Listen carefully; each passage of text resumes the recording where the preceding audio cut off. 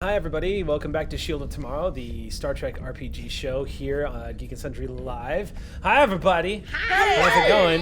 Hi! Hi! Oh yeah, we Hi, have Gina. Eliza Hi, back. Amy. Hi, Bunny. Hi, Hi. Hector. Hi. Hi, Sam. Well, Hi, hello Allie. there, Eliza! Hi, everyone. We missed there. you. I missed you all, too. Yeah, so welcome back guys. We have a pretty chunky game tonight because we're starting in the middle of a big fight. Yes. What does that mean, chunky? Chunky. It's when kind you of say- like when you use the I'm word kind of banking off of because when you have when you have like a game with a hefty rule system, you call it crunchy. Tonight it's junky because we're halfway through it. It's kind of it's been sitting in the milk a little while, so it's not crunchy anymore. Slightly chewed. Okay. Yeah, kind of like that. Yeah. So Slightly maybe- chewed. We've been much yeah. chewy. Can I see where I'm going with that? I'll be honest, it doesn't sound that delicious. Though maybe. Chunky combat? Yeah. I could see that. Chunky Klingons? Not into Chunky it? tomatoes. Chunky These, Klingons. Like, guacamole where Wow. there are big pieces of avocado. We're like starting chunky strong Klingons. tonight. Chunky Klingons. If we change the word chunky with thick Klingons, then I'm like, that sounds good. Then I'm all here for that. We know you are, Okay. Captain. Okay. Speaking of chunky Klingons, you got one in the holodeck that supposedly don't know what's going on. we don't know that. That complication meant nothing. So we don't have a lot of announcements tonight, other than next week we're going to be starting doing giveaways again. I think we had one. Did we have a giveaway last? I don't think we had a giveaway last week. But we are going to be starting that up again. And Modifius has been very cool. They are going to start supplying us. Modifius is giving us PDFs of the core book to give away. Cool. Yeah. So we're going to start giving away. Yeah. Oh, man. Yeah, on top of that. That's intense. Also, the other thing I was going to point out, I don't know if y'all saw, but Star Trek Online put up an article that has a little Shield of Tomorrow Easter egg on it. They reached out to me and gave me the heads up. Is it that Thomas. thing you showed us? Yeah. That's Yeah. awesome. Yeah. So if you look at it, it's pretty rad. Did not see that coming. Just to explain it. Just to explain No, it. it's an Easter egg. Let them find it. Yeah, I want you guys to find it, but It's it's. search. To be fair, Thomas, I think actually went on Twitter and actually screenshot it and posted it and said, "Look." So, there's that too. But if you're up for a challenge, go looking for it. It was pretty. I had to read the article twice, and I was like, "Where the hell is it?" Oh my god! I found it I know it is. immediately. You found it immediately. Engineered heart. Yeah. What else? The other announcement today is, of course, a huge happy birthday to LeVar Burton. Yay! Happy birthday, LeVar Burton. He is just one of the most endearing I'll let you people. ask. Call. I just want to say the reason why I love LeVar Burton is because I, of course, am one of those people that grew up watching him every week on Reading Rainbow. Same. He introduced me to all my favorite dinosaur books when I was growing up. And one of my dream come trues was when he was hosting IndieCade years and years ago. What? And he hosted he was a guest at IndieCade. He hosted it because LeVar Burton's a gamer. He's a big gamer, and he told this great story about how his daughter was conceived while they were playing Super Mario World, and it was a wonderful story. And then he led the entire crowd on a rendition of Reading Rainbow. We all sang it with him, which he's known to do from time to time. Have you heard the Library Birds version of the Reading Rainbow? No. It's about LeVar. It's about George. Is it about LeVar? Oh, okay. Yeah. So we're gonna have to look at that. Yeah. Wait, didn't you guys sing that to him Yes, at he's Star a fan of the one. Vegas? Yeah, he wanted a CD after that. 'Cause we were like, So happy yeah. birthday, LeVar. I mean, he's awesome, but you don't have to take our word for it. Yeah. Read his book. We have a gift before we get started with the game tonight. Wait, we have more announcements. Do we? Yeah, real quick I have announcement. one. Alicia Yeah. has an announcement. What's up? I have two little quickie mini announcements. Yeah, fire away. Star Trek comedy updates.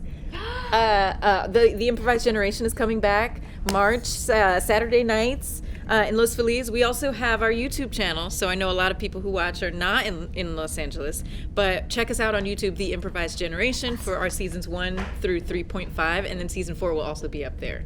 And then the other mini one is that I'm going to be performing at UCB Sunset, also in Los Angeles. But I'm going to be in a sketch where I play Nichelle Nichols. When? awesome. What day? When? It's what time? Wednesday. It's the UCB Black History Month sketch show, and I don't remember what time it is, to be honest. It's in the evening. But like, people can might find be it like 9. On the social. Wednesday. Is this coming Wednesday? Yeah, the 21st. So yeah. next week, the 21st, It's on their UCB website. Sunset, not Franklin. Sunset, not Franklin. Black Tickets History Month are sketch up. show. Tickets are available. Cool. Check Elise's Twitter. Yeah. Yeah. Yeah. There'll be. How does it feel to be the coolest nerd? Honestly, I just do it, for the track. Oh, yay! We like that answer. Are there any other minor announcements before I get to yes? This Sunday at the Van Nuys Comedy Club, the Library Bards are performing with a bunch of other comedy musicians from Cartoon Network. And also for all of you that do not live out here, that live in Virginia, randomly, next weekend, I will not be here on Shield of Tomorrow. I will be missing. However, I will be in Virginia at MistyCon. So come find me at MistyCon. Right on. Cool. All right. You're gonna be on Tempting Fate, aren't you? Huh? You're gonna be on. Oh, and I'm on Tempting Fate on Sunday before what? the comedy club got a Sunday. big week.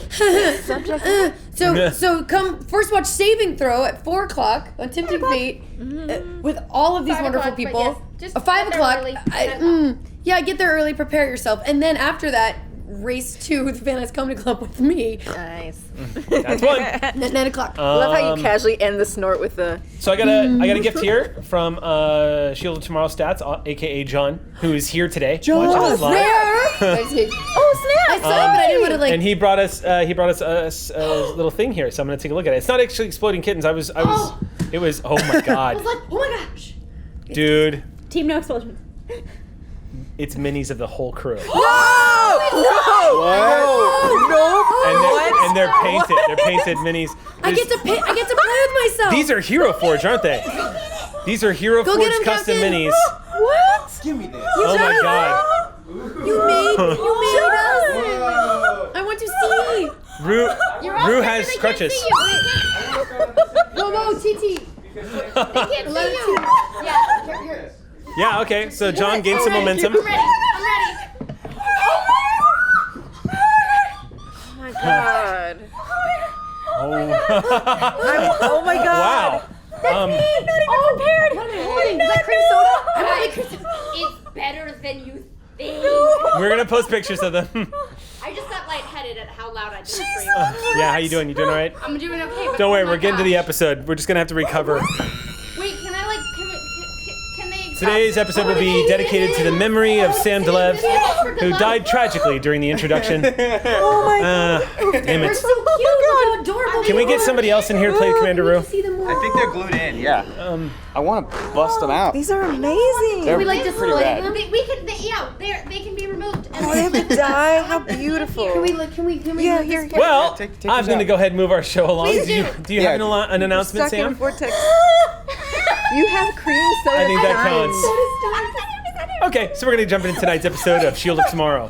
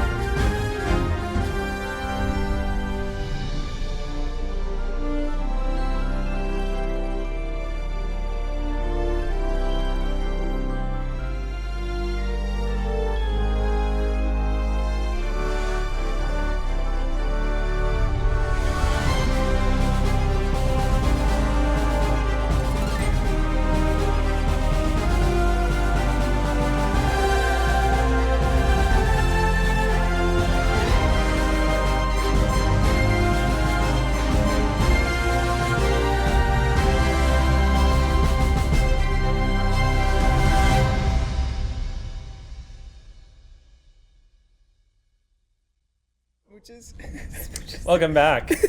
No one has recovered. Everyone is still talking 32 octaves higher than normal, and are. What are you talking about? I have 2 steins of cream soda. We have we're not regular- recovered since before we went to We're the intro. regular excited right now. This is Right. regular. The Where's the volume, Sam? My hair is braided. the die is a 1. Oh no.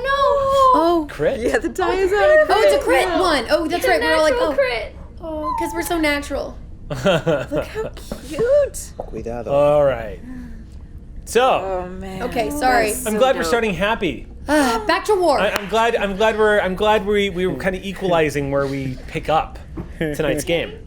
A quick recap: Sally Ride was given a mission by Admiral Hebert to seek and destroy a Klingon bird of prey in time of war. This is not the mission profile of the USS Sally Ride. She is a science vessel.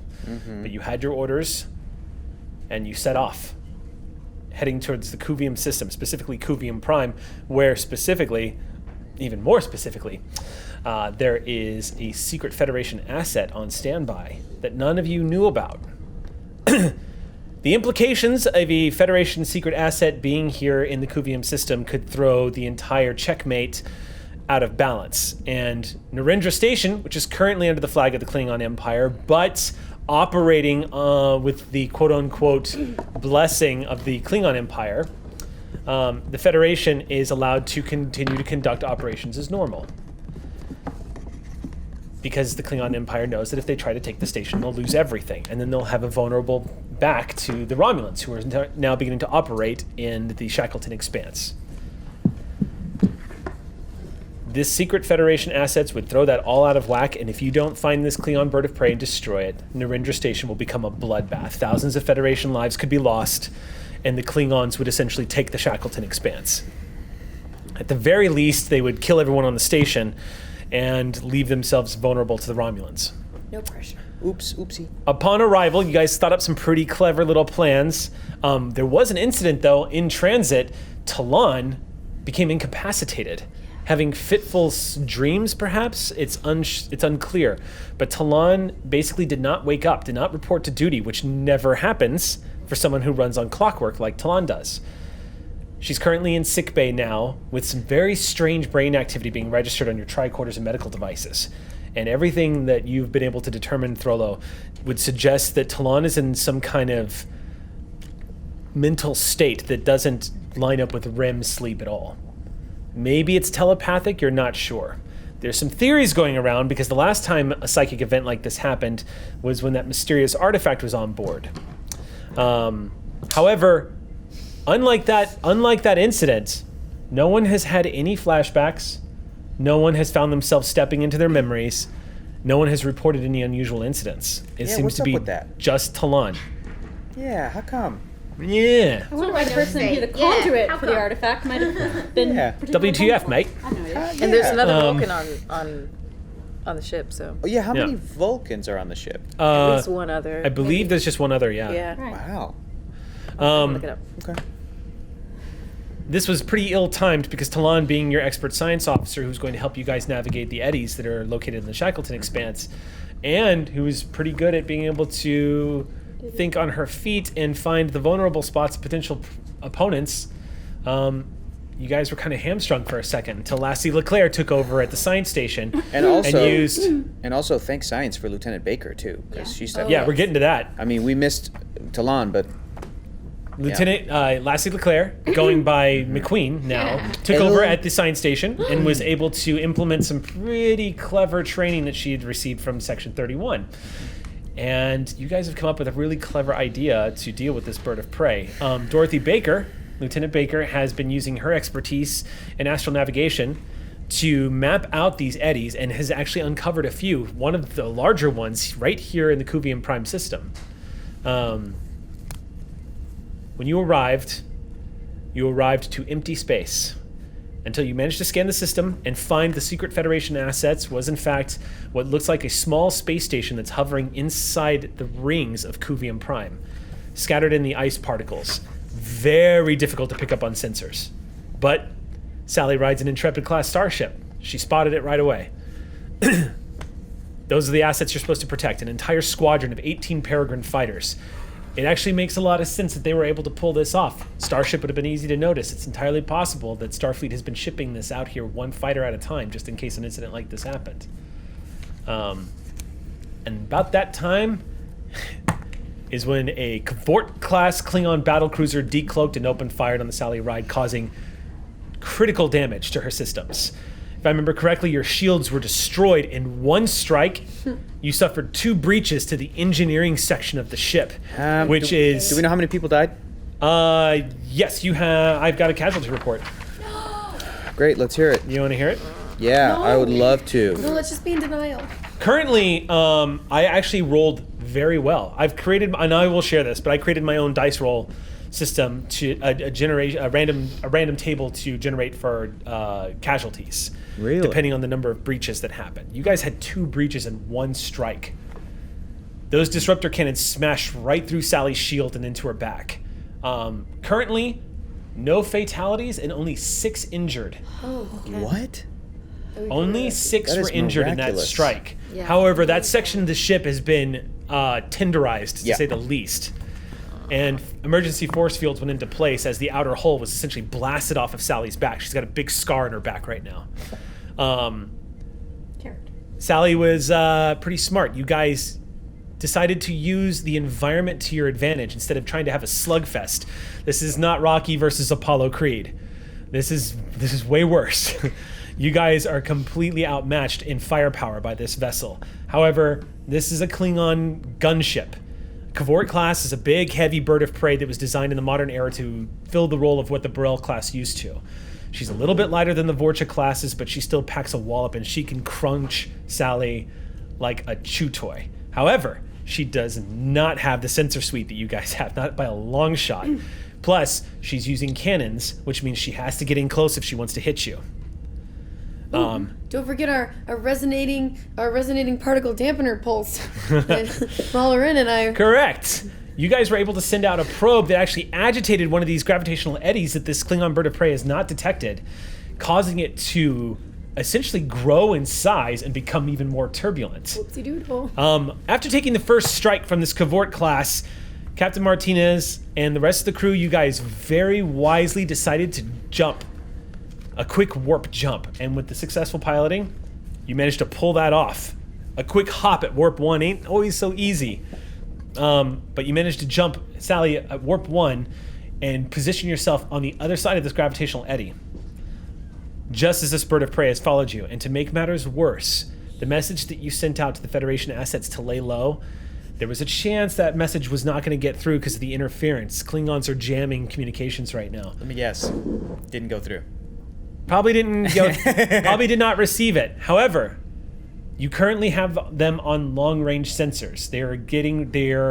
It's going to be a warp 1 jump to get to where you guys are in time, which they are capable of doing. Mm-hmm. And they are going to proceed towards you guys at that speed. Not into the hole. If they're at long range now, They're at extreme range right now. all They're of out. they'll probably fall into. Yeah, they're out of range. The behavior of the Cavort class would suggest that the Klingons don't know they're there yet. If I remember correctly, you were asking questions about this before we went live. Rue, I'm taking it you're considering reaching out and telling them to turn the hell around or to beware. Like, was there a plan to contact them? As far as I remember, right where we ended last week with 5 minutes to spare, one of the things was like, we have to try to signal them to tell them to watch out for the eddy. Watch the hole. There's also the plan to drop essentially an antimatter bomb, which is going to function like a torpedo, right Beam in that the off path, of the bridge, right into the path. right into the path of this oncoming Cavort class. Yeah. And now we're caught up. We start today's game at red alert. Sally Ride has come out of warp on the other side of this gravitational anomaly, one of these eddies. Let's get this going. What is this? This is battle music. Klingon Death Squad music? Klingon Death Squad music. It's good. You guys come out on the other side of this gravitational eddy, and you see the Cavort class has followed you. Remember, last episode, before we left, it also did a quick warp jump and succeeded, landing just beyond the range of Sally Ride. It is closing in. But it is on the other side of that gravitational eddy, and it doesn't appear to be aware of it because it's barreling towards you guys. And as it leaves warp on visuals, as you are watching all the mist and smoke come down from the ventilations above the bridge from the damage that Sally Ride has sustained, that smoke coming into the bridge area, the alarms blaring, the red lights flashing. You see up on the view screen this Cavort come out of warp, and its wings fold down as it enters attack posture once again. And it begins to close on Sally Ride.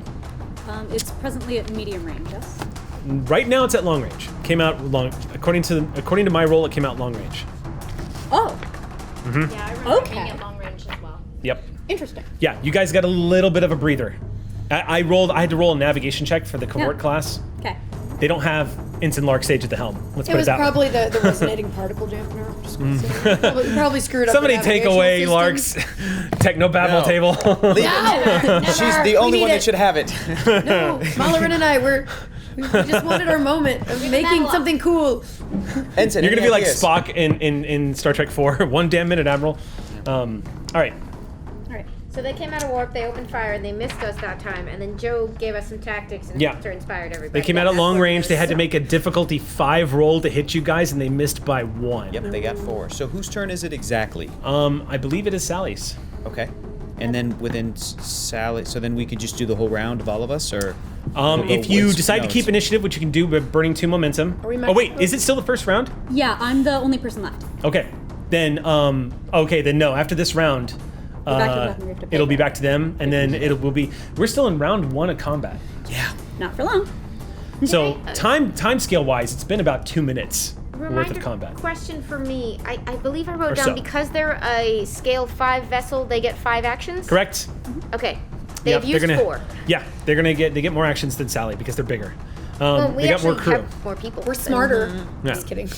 I mean, I don't know. Being even though you guys are scale 4, you guys get more actions obviously because you're crewed by PCs, and yes, this is kind of how the system works to kind of. So we have one Increase more the action, difficulties. which is ruse, and they have one more action, which is something. But if they fire on us, it gets even harder. Yep. I'm making sure I know where we are. Sorry. Yep, Thank you for that's letting okay. me narrate that out loud to myself. So I would say all of us. in an episodic timeline, it's been about 2 minutes. In real time on the ship, it's been much longer. You've been in sickbay, successfully getting people patched up and sent back to the damage control teams, which has been working really well. If I remember correctly, we had a spectacular roll by Mala Ren, who brought the shields from 0 to 9 in one roll. 8. 8? Still. Just short of max. Just short of max. I mean, still a Great. miracle. Don't be so hard on yourself, sorry. Yeah, that probably caught the Klingons' attention. Like, oh. Eric, I bet you it was more. If this was a show, if this was an episode of Star Trek, I bet you would have been more than 2 minutes because there would have been a lot of that slow motion, like us looking around, like what the fuck, like sound cutting out, like that a war. close-up of- Running. Yeah, like Yeah, that yeah. classic Like a shot like of war my- footage, you know, when We would have it's just seen like footage of Ox crew taking the hit from Yeah. the disruptor blast and pulling each other out of the fire Yep. to get to sick bay. Sparks flying and them flying really far. People getting It's like, dragged why, into sick. Yeah. why is there a Yeah. sparkler under that console? Yeah. exactly. Yep, that's all happening in sparkler. Sally's story right now. She's getting wrist. bucked pretty hard by this bird of prey. So Sally's go. Okay, First round of combat. So what are you right. doing, Commander Rue? Commander, it's your turn. It's your action. I would like to shoot the phaser arrays at them. Okay. The pew pews.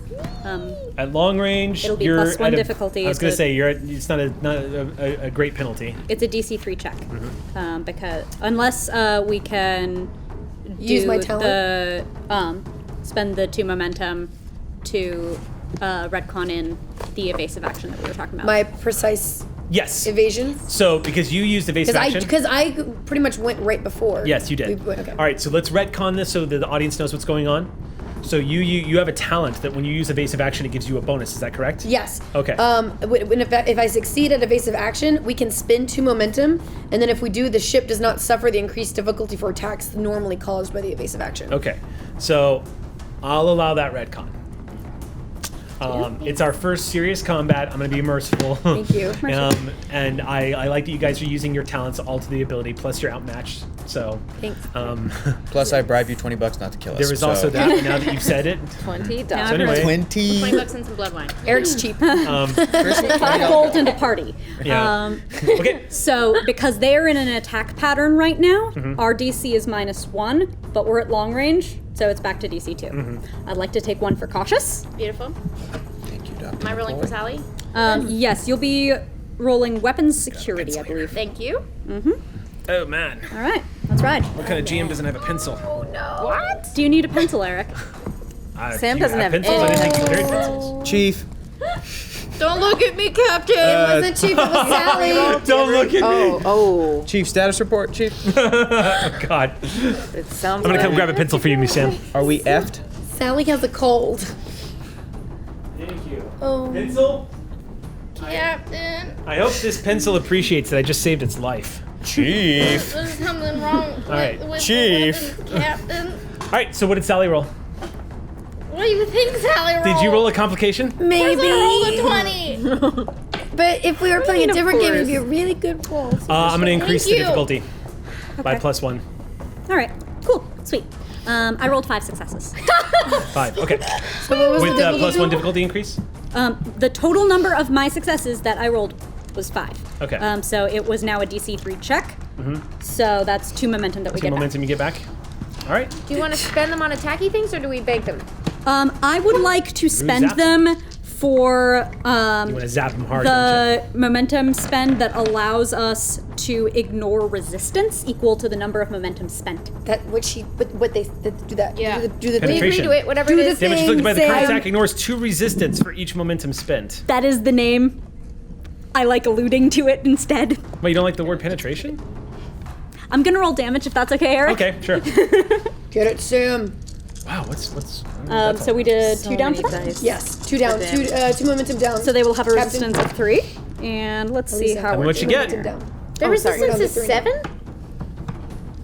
7 damage dice. Oh, sorry. What's their starting resistance? Their Their resistance? resistance is 5. He just said we get 2 points for each momentum spent. Is that accurate? Oh, so it does. Haha. Thank you. I appreciate you. And let me double check my damage on here. It's really intense.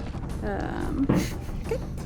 And and I'm putting in spread on this one. Okay.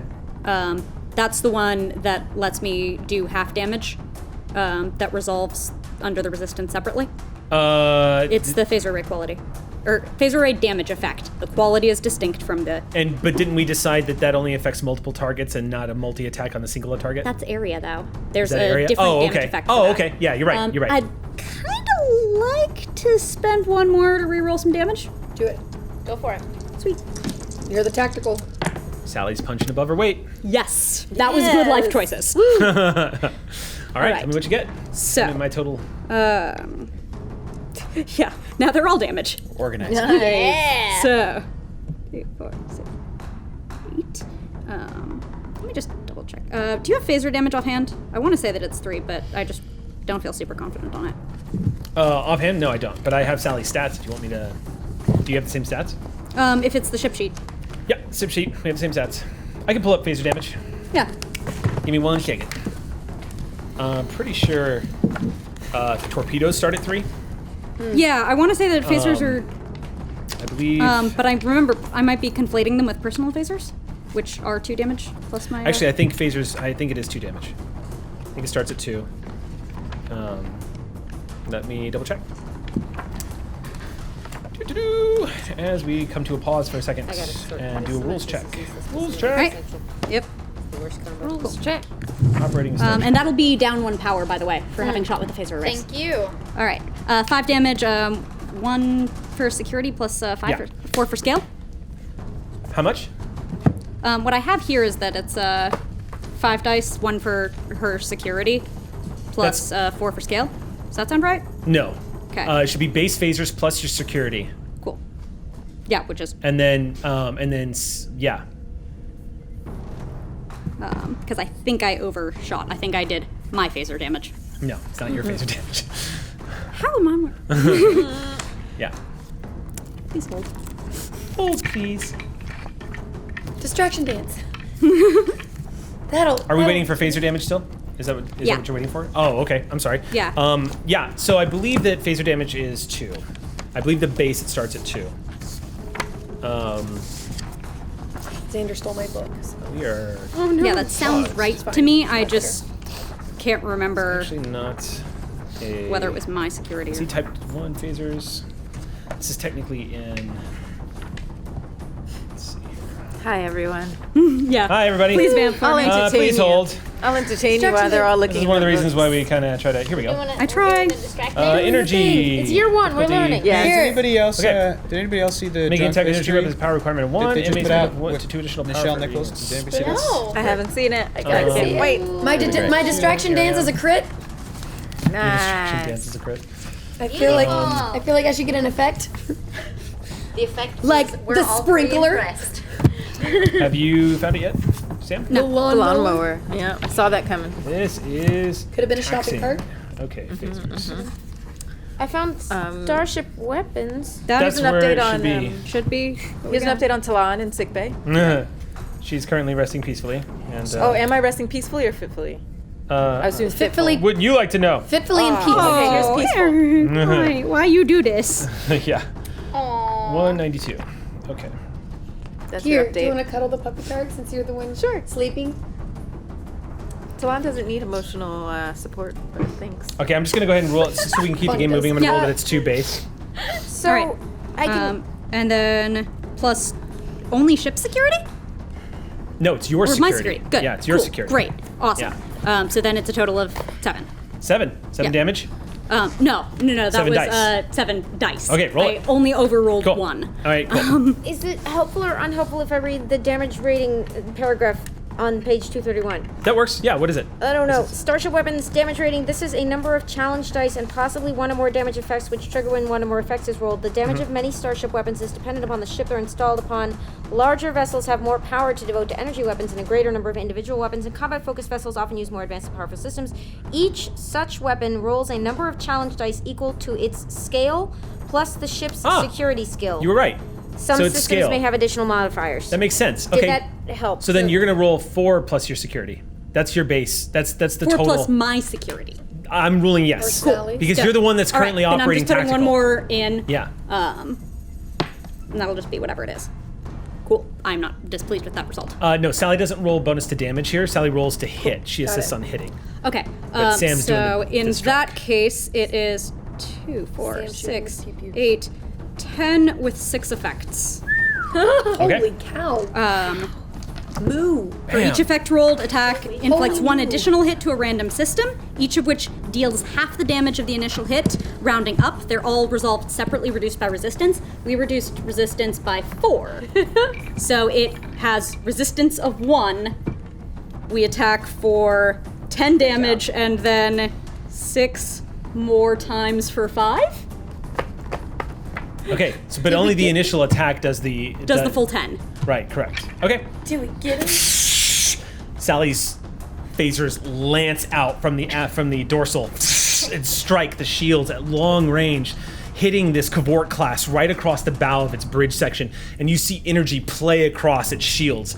The strike was surgical, striking just underneath sort of the head area where the neck of the ship is.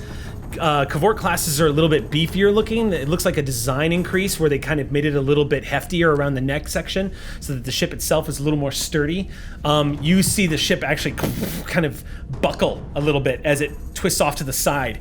On the view screen, it looks like a minor movement. On board, you can imagine Klingons must have just gotten tossed about good. Its shields are still up. Is there a way to see how much they've been damaged, like to see what percentage their shields are at? That'd be a scan.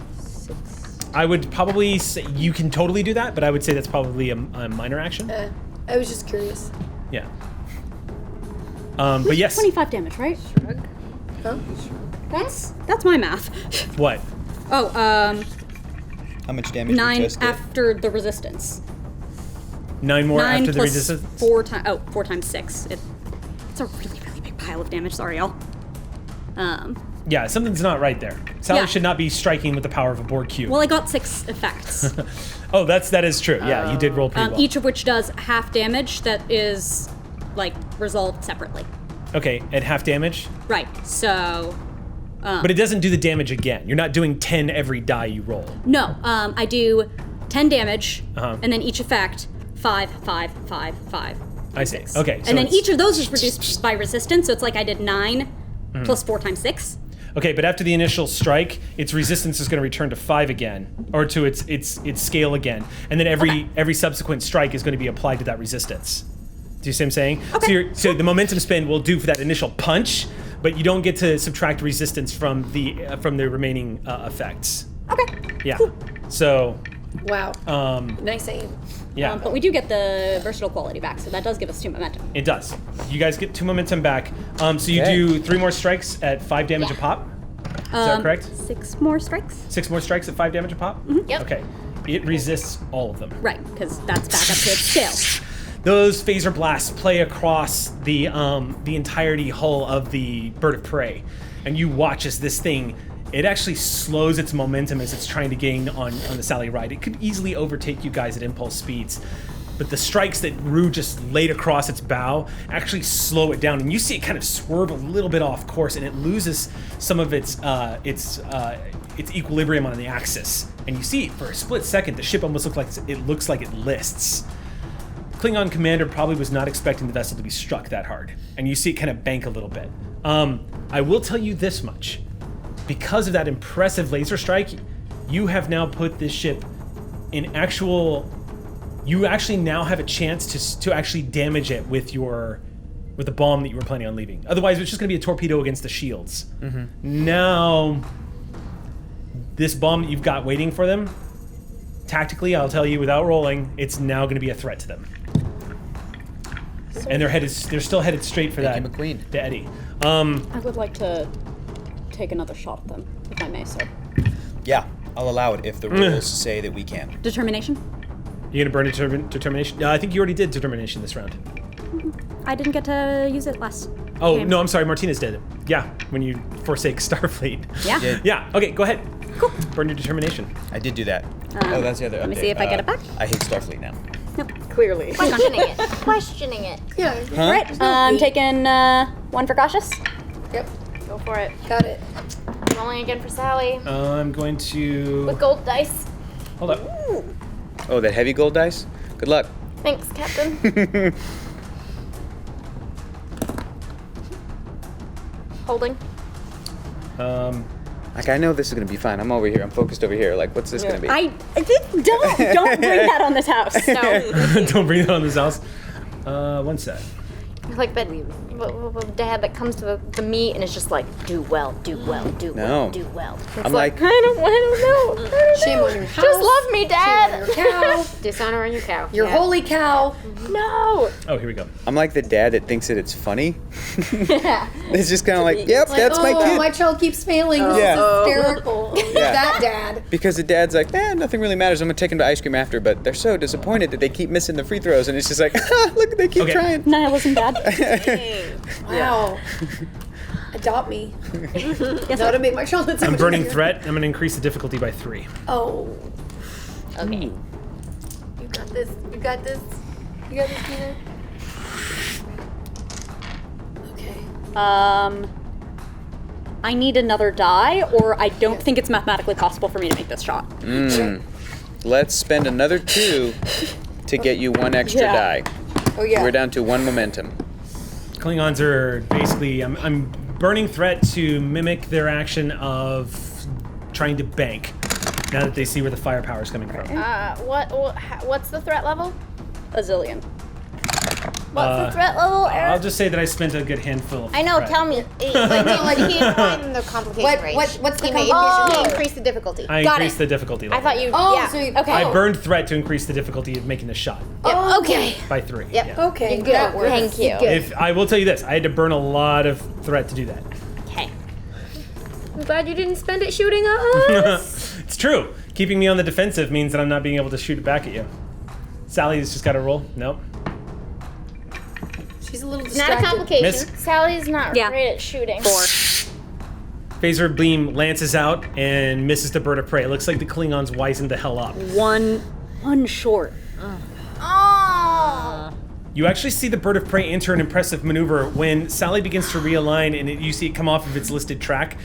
It realigns and then you watch the bird of prey bank over to the right. It turns sharply to port and then again to starboard. And it seems like it's trying to sort of do a dance, and as the lance comes out, it actually banks over and kind of rolls to its right side. Impressive feat for a ship its size. Yes. Captain. And now it's its turn. Oh no! Wait, I have an idea. Well, But I you'll know have to we wait can't till really next do round. It. Yeah, but I can just say it. Yeah. You don't have to do it till And next round. tell the Klingons to wait. Tell them. Yeah, can you tell just hold them on and a tell second? them to I have an wait. idea. Just hold tight. Captain, what if we try and trick them into thinking that we're retreating and they'll follow us into the hole?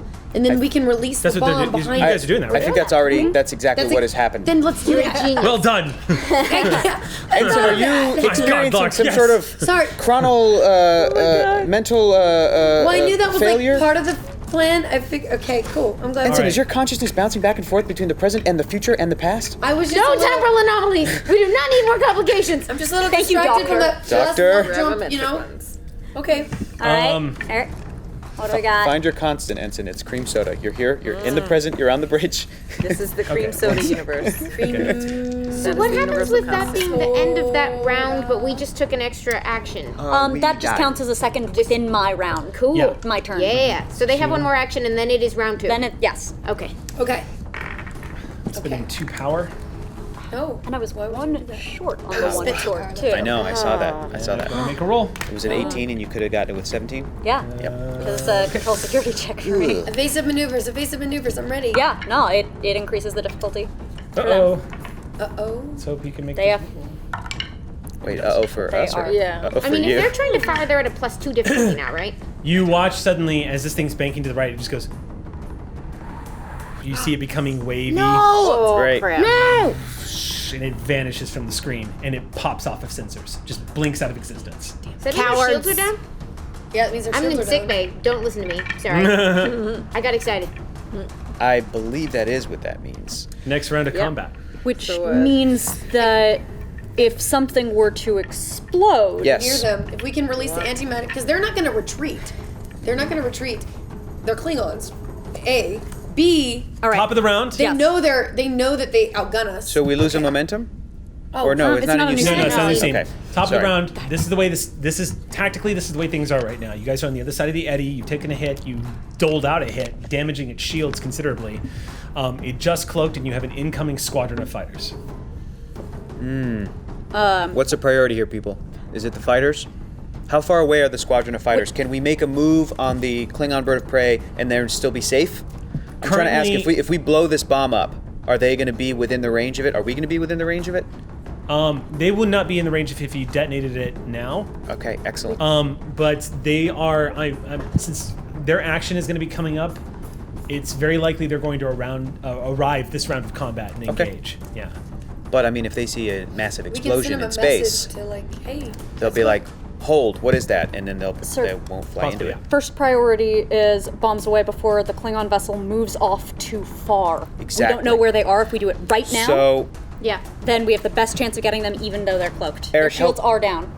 yes, Eric, help me out. At the end of last week's episode, I ordered Chief Wren to beam this bomb that Elle McQueen was holding, like in her hands, off of the bridge and over to them. Did that action happen? No, that Okay. was No. where we left So off. McQueen is still on the bridge holding this thing, and then now I'll go, Chief, beam this bomb the hell off of this bridge. So it's going to be a roll. Yeah. But I can Hector can use assist. this. Hector can use this as a Command! yes. Command, You thank can make a command roll here. I will give you the ability to re-roll. Thank you. So do you have your command sheet to give you the bonuses that you need to do this? Yes, I do. And Sally will be able to assist. All right. Thank you. And I'm here for moral Can support. I'm gonna auto success this. It's going to be computers I'm gonna engineering. do that. I'm Take gonna use accurate. my determination Okay. right now. Computers engineering. Yeah. Now, value? are you just trying to approximate? What's the difficulty first? That's That's what I'm trying to find out. Are you just trying to approximate where the bird of prey was and beam it over there? Oh, are we sending it into the hole or are we sending it at the ship? Now remember, Captain? last week I told you if you send it in the hole, you have a chance of losing it. yeah. Right. Right. That's right, you did say that. So no, it's I full- would I would imagine that Have it it would be- detonate right outside the hole? Last known location. Last known land. Best chance But of isn't that getting them through before the they hole? of their Aren't they ship. on the But other we're side? beaming. Right, but we're beaming it. Oh, that's right. We're not just shooting it. Okay. Yeah. Okay. So Put the other side of the bomb- hole closest to the ship. Yeah. Put the Explode. bomb where the ship just was. Yeah. Yeah. And then Because they're still in the proximity of it, for sure. Okay. What's the That's what I'm doing. Difficulty of that is going to be 3. Can Klingon vessels go to warp while they're you wanna cloaked? Yes. Yes. Take last momentum for an extra die for Gina. Of course. Pop It in eats the, up power, but yes, they can. Okay, you got Okay. Pop in the And termination. I already for have that? one. Is it controller engineering? cheering for you. Um, Control engineering. yes, Targ. it's for you, Ren. You got this. Yeah. It's going to be Control engineering. yeah, control engineering. Okay. And Yep. it was Difficulty what? 3. Computers engineering? And you're using your For Sally? determination. for a girl? Yes. It's going to be autocrit? computers engineering. For autocrit. Okay, we're gonna beam this so hard. Is that I need a challenge? No, this is it takes a team. Are you burning determination for Yeah. auto crit? Yeah. Okay. Okay, you got this.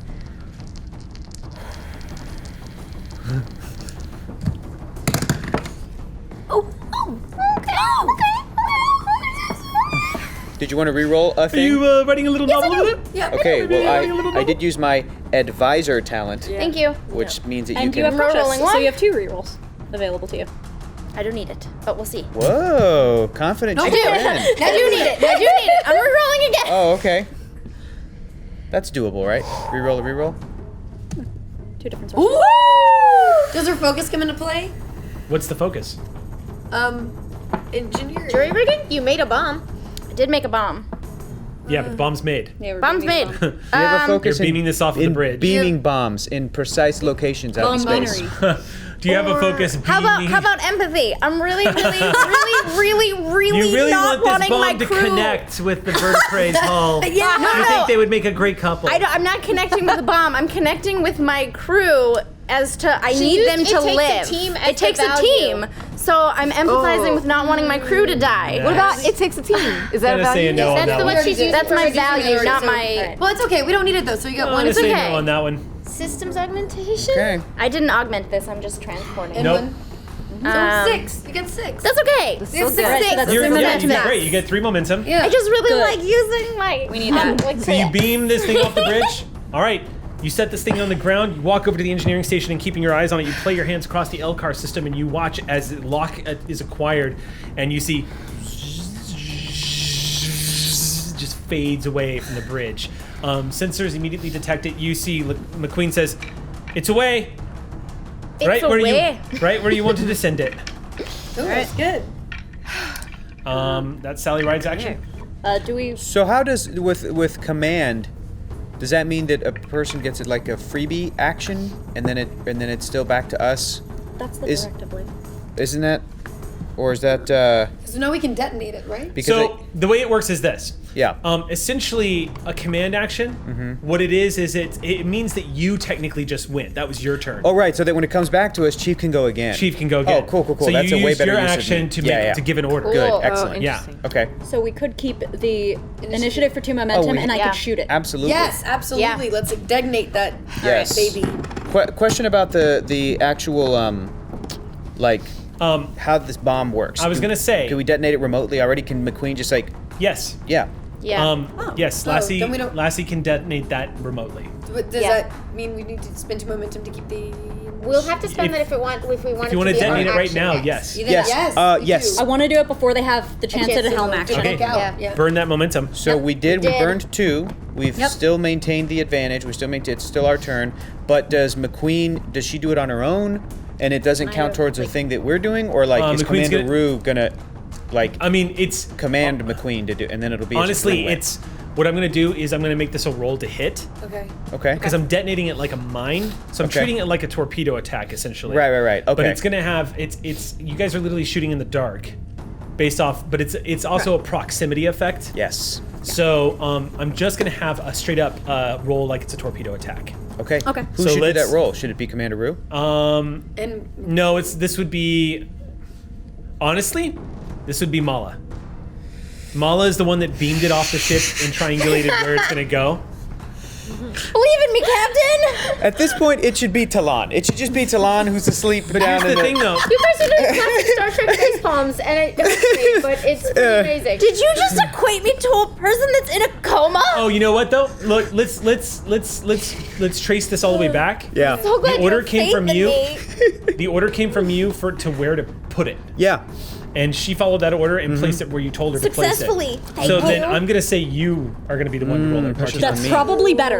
Yeah. So then I'm basically kind of like, if This we're is playing y- this this out, is I'm your yelling tactical- at McQueen. yeah. I'm going fire or execute, detonate, Or like and then it. Kirk in Star Trek 6. Fire. Yeah. It's pretty epic. it's all in the face. It's all in that. You gotta do the claw the too. claw hits. For the record, I'm sure Chief Ren could have done it. I'm sure she's just giving her a hard time. I'm Recovery. absolutely I see how it positive. is. So Lose all faith in right. Star, please. Lose faith in Yeah. me. Yeah. For my bookkeeping purposes, is this Josephine's action, which is basically sharing a space with Elisa's action that doesn't exist right now? No, it's my action. But you just used your action. No, new round. That's Oh, yeah. No, yeah. that's what command You're right. does. Command Yeah. magically lets somebody else go for me because I commanded Chief Ren to Yeah, beam so it, you should- and now it's back on me. And so my turn is I'm gonna detonate it. Is that how that works? Yeah. So It is Command. now. So this is how it works. You guys spent 2 momentum. Yeah. To keep the initiative. He ordered you to do something which you did. Yeah. That So was his turn. So wasn't that his turn? That's going to be his turn. Yeah. And the detonating of the bomb itself, if you guys are going to keep it, it's a minor. I mean, it's a minor action to say Yeah. detonate the bomb. Mm-hmm. But since Martinez, this is kind of the way I'm jury rigging this. Is Sure. since Okay. Martinez is the one that gave you the coordinates of the bomb, I'm letting Martinez do the attack roll. Okay. On behalf of Got it, okay. McQueen, Okay. That makes sense. because the plan was initiated by you, and it's even Right. though it's her action. Can you do a presence? Thank you. Yeah. What do I roll? So this is a torpedo attack. I'm gonna treat this like a straight up normal attack. Presence Control command. security. Of myself or of the ship? It's gonna be your Sally is not gonna really be able to assist here. Okay. Can I assist by keeping the ship really But remember, steady this is while- not. You're not actually trying to. You're not hoping to hit this thing. You're basically trying to detonate a bomb right in front of it. So it's going to be an AOE. So just go ahead and make a. I would say make a what I think a command security check. Command security. Like a presence security? Presence. Fitness, control, daring, insight, reason. Daring. Daring. Daring Daring security. command or daring security? Daring security. Yeah, Okay. maybe Mala should do it. All right, with just one? No. I'm sorry. Let's do daring command. That makes way more sense. Okay. Daring I'm command. actually With really just good at one? that, but okay. Or how many? I No, rolled you 2, roll. right? You roll 2. Yeah. Okay. Or you goose it. And the difficulty With is momentum. going to be 1 Oh. Oh, hey. because Let's get some you're just momentum. detonating it. You wanna do this and get momentum? More. Momentum. I would love momentum, yes. This is essentially to see how much bonus dice are going into the damage roll, Yeah. not to hit. Gotcha, gotcha. So it's a difficulty thank- 1. Okay, so now with my 3 dice, here we go. Trying to hit my daring command stat. Oh, rad. 3 successes. That's the thing. So we got 2. Well done. Well done, Captain. You cloned it. All right, so it's a torpedo strike. So roll the base damage for a torpedo is 3. Okay. Difficulty was what? Difficulty was 1, so we got 2 momentum. I had 3 successes, but now he's telling me how much I have to put into Yep. a damage roll. Okay. Say that again, Eric. Base momentum. damage for torpedo is 3. Yep. Okay. And then you're going to add Sally Ride's security to that. Which Add is one. what? You want some of these? Beautiful. No, I think I have everything I need. What is Sally's security? Torpedoes are also high yield, That's yours. so keep that in sorry. mind. Yep. Okay. What does that mean? It's relating 1. to breaches. I've got Yeah, it so in just the 1. ship sheet. Yeah, Sally's high yield security is 1. is pretty vicious. Attack inflicts 1 or more breaches to a system. It inflicts 1 additional breach. It hits Okay, really, cool. really hard. Yeah. Essentially. So I got 4, and then one of them is an effect. Which we can activate high yield. You can activate high yield. We will activate high yield. Okay. God, it would look cool. Get him. So what's the total damage? 4. 4. Right? Or do I need to add more if I'm No. inducing high yield? No, that's right. Okay. 4. All right, you see you see this thing flipping out in space, end over end as it arrives, and just you see this antimatter explosion. For a jury-rigged bomb, it has quite a pop. It does enough damage that if this had detonated off the bow of Sally Ride, you guys would have taken some damage, some serious damage. You don't see any obvious effect from the explosion. It's like dropping a depth charge out in space. Like an invisible ship disintegrating. We don't see that. You don't see that. no. Okay. We missed. Yeah. Not surprised. Okay. Did you? And I don't Who know. We're knows? about to find out. Now it's back to them. Well, I mean, Now it's back to them. that damage is still under their scale, so. That's correct. But they had no shields. Yeah, but still get the resistance resistance. is before. Big ship. Are you kidding me? But resistance is futile. That's what they say. What? You're gonna get some pencil murder. No. Yeah, fault. I don't You know. did Saying that. that to Sam. That pencil's life is on you. Bonnie. I honestly I cannot remember. I cannot remember the last time I rolled 220s. I remember it happening. But- Wait, I remember. When was the last time that happened? I remember. Are we remembering this now How many because it just happened? Yes, 'Cause that's I think good. so. If only we could call upon someone who might know that very thing. We are John's like, all right. Then No look in pressure. here." Yes, it is handy having Shield of Tomorrow stats on set today. I will say this: every time I snort, I see his hand get really excited. Feel free to, if you've got it, let me know. He's And write that down. So yes, double critical failure. I'm going to say if you guys want to spend momentum and enact a disadvantage against them, I'll allow it. Yes. yeah. I don't Okay. know what that means. but Uhura. It's always Uhura. All That right. has to have messed with their cloaking mechanism, doesn't it? No, it's much worse than And that. their shield? 220s is Yeah. pretty vicious. Yeah, and- The and you- replicators are down. Oh, all right, they're gonna Now start it's way flying. more vicious than that. Now that I don't have any Oh dear, food. did it Oh. also No get their more weapons? That'd be the worst. So With their engines. you exhale as this bomb detonates off in space. Nothing. You wait a few moments. Nothing. And after a few seconds pass, it becomes clear that the bomb did not hit. The mine didn't strike them, or if it did, it wasn't enough to disrupt their systems. There's no obvious damage, there's no debris in space, nothing. And a sense of hopelessness begins to creep in just a little bit, Martinez, as you realize one of the little clever plans you had no effect whatsoever. Moving on to the next plan. And as you lean over to the control to begin giving out another order, the sensors light up as you see a bird of prey that was cloaked collide with the electromagnetic pothole. Yes. Yes.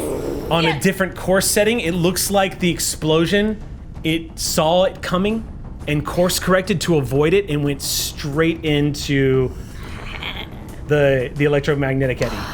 Yes. And you watch this thing. You see red bolts of electricity playing across the hull as it starts to list, nose down, and it almost seems like it's going end over end, like it just disabled itself minorly, and you just see it's tossed about. Shields drop. Shields go down on the bird of prey, and it kind of banks off to the side, and then you see some discharges off the wings as it begins to spin slightly. Currently, its systems, its momentum systems, its engines are offline. And you watch as it kind of tumbles a little bit towards the Sally Ride, out of control. Weapon systems are still online, life support, everything is fine. But the bird of prey basically stepped into a much bigger trap. And it's gonna be probably another few actions before it finally clears the eddy. But it's right inside of it. And now is it back to us? Actually, that right their- now it has its belly to you. But I'm saying, was that their turn? That was their turn. I rolled to see if Yep. they could maneuver out of so I was rolling because I was closing the distance because they were at long range. So this action, they were going to close the distance with 220s. I'm ruling that they closed the distance, but I gave them 2 complications and gave you the options to spend momentum to create a disadvantage for them. The disadvantage was because that was already going to be a threat to them anyway. Right. And with 2 complication rolls like that, so they walked right into it. 220s is vicious, as you well know. I do. They Yes. fell into the hole. So that bird of prey is belly up right now. How long it's gonna stay that way, you don't know.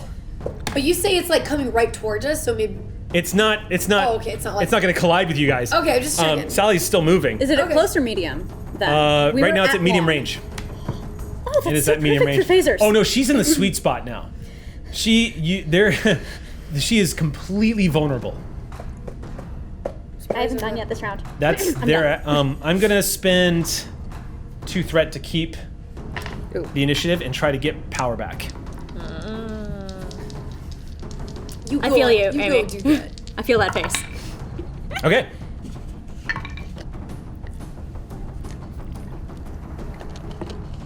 I am grooving on this battle music though. Yeah. Okay. They get power systems back online. They're still in medium range. They have no shields now. Shields have completely been destroyed. In fact, they've permanently lost 3 points of their shield emitters. Would we know that from scanning them, or You knew that simply because you guys know about thanks to Parker. Lieutenant Parker informed you guys that if you ever ran into these eddies, it would drop your shield's efficiency that could not be repaired until you put Baker? back. Baker? Dorothy Baker, sorry. Parker. One of my Yeah, favorite Dorothy writers, Parker. sorry. So Baker told you that if you ever interacted with one of these eddies without the appropriate shield systems, that it would fry your shield emitters, and there's no way to repair those in space. You have to go and put into dock. She only had 2 points of shields to her left, and she just ran right into this thing and took 3 points of shield damage. And those emitters are fried, so her shield total is going to drop by 3. And she's got power back though. So she's at medium range. So you see as this thing's tumbling, it begins to immediately course correct. She banks around, kind of levels off her wings, and begins to line up with Sally again. But now she's at medium range, and I can't attack because I used this this action to. So it's our turn? It's your turn. All right. I'm going to. I've been standing this entire time. Okay. I'm going to turn to the commander and say, Commander, take them out. I'm awarding myself 1 threat. Whoa. It's actually in the rules. If you use torpedoes or destroy another ship, I gain threat. Yep. But only 1. I'm taking that last momentum for cautious. Their shields are down. Are you going to torpedo them? Are you going to phaser them? What are you doing? I'm at medium range, and Rue doesn't like the torpedoes. Just a quick refresher, torpedoes do maximum damage when there are no shields. They do? They also do award further threat. What's that? They also do award further threat for their use. That's true, but I may not be able to use that threat if you hit really hard with a torpedo. That is certainly true. It would be a difficulty 4 check, and we don't have quite enough momentum for me to feel confident on it. Okay. Then again, You just like your phasers. I do. Why did you just award All right. yourself that threat a second ago? What was that for? Well, What's that? Kill. If we try he's to get anticipating. You gave a really? kill order, I did. which you have to do, kind of, because when they come back online, they're certainly giving the kill order on you guys. Yep. I don't think this fighter squadron is going to reach this battle in time. Go ahead and make your roll. Yeah, I hope not either. Difficulty is 2. It is. It's a straight up Is difficulty. Sally, assisting? Huh? Yep. Sally is always going to assist. I'm going to spend 2 threat to raise the difficulty to 3. Must you do that after I've started rolling, Eric? It wouldn't have made a difference. Could conceivably. We have determination below. We have other things that. Which you can. I would let you Which spend that I've spent, retroactively. I wouldn't but- screw you guys.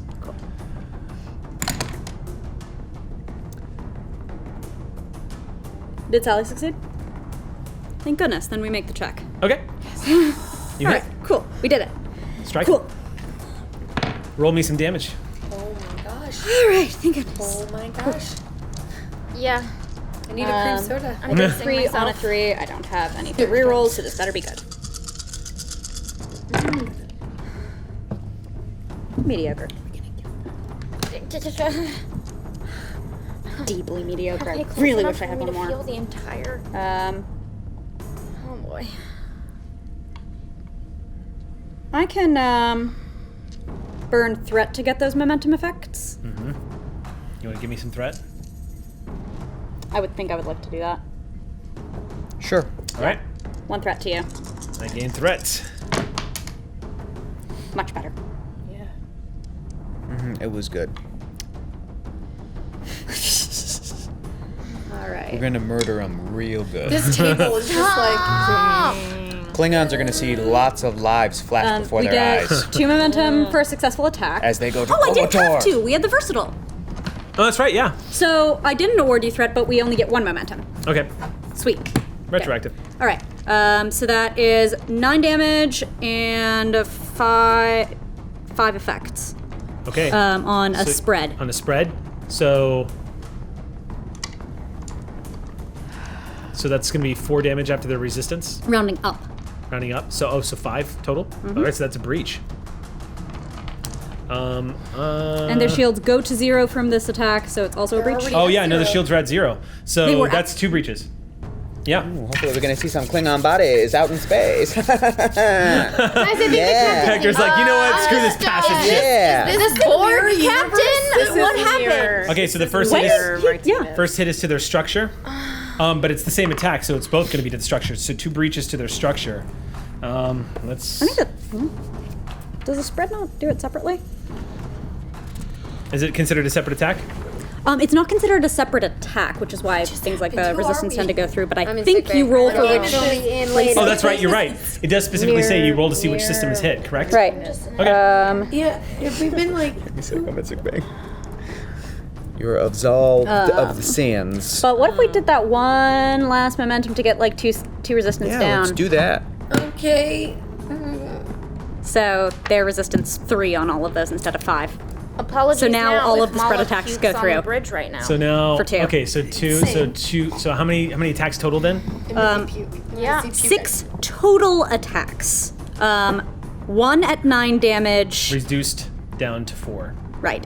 And 5 at 3 3 points damage. pop. Yeah. Okay. That actually made a lot of difference. Okay, Yeah. so that's 3, 6, 9, 12 points plus 4 more. Is that correct? No. 3, 6, 9, 12, 15, 16, 17, 18, 19 total. That's what 5 effects sounds like to me. Yeah. Yeah. I'm gonna need some therapy. All right, so first strike is, the first breach is going to be to their structure. And then each time they have shields at 0 and they suffer damage. So the structure, they are impacted on the structure. One hand. Okay, we're. So it's 6 attacks total, so that's 1. Next hit is to their engines.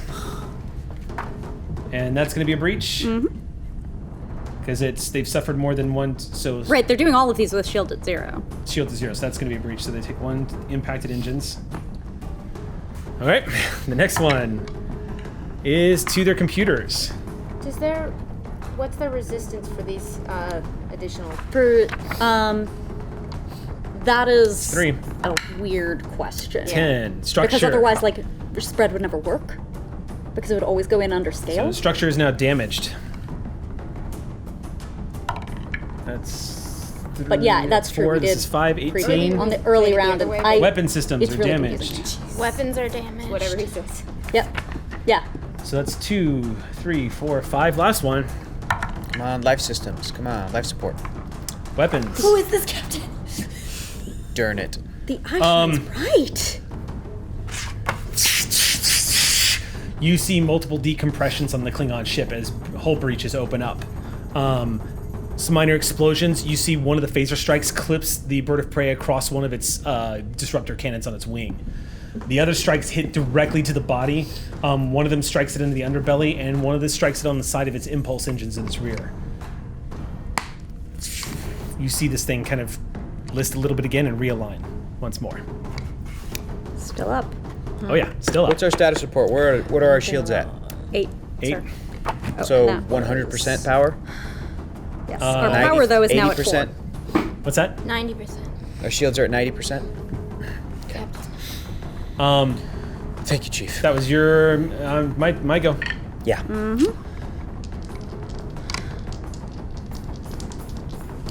Okay. Jeez. Okay, so we have I'll know we'll have one when the music changes. Structure is impacted.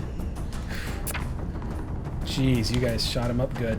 Yep. We may win Immediately the loses. dogfight. Oh, I you don't know what? whether we win the battle with Holy Sally's shit! soul. Do we destroy What? them? Oh, breach is relative to scale, huh?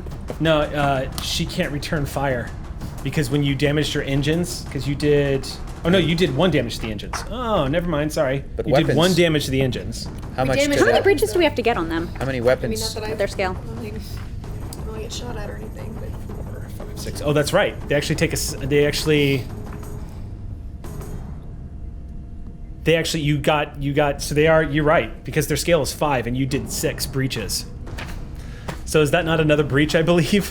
I think Yeah. Scale 5 at 6 or more breaches, they're destroyed according to the breaches table. that's what we're looking at. Yeah. Yeah.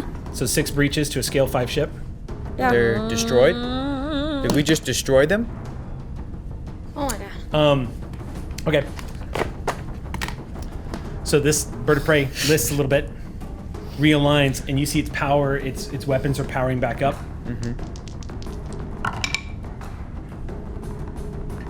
And you detect the disruptor energy coming out of the cannons, and you watch what looks like a beam of light lance through the rear of the ship in both directions, like a star, just, and the ship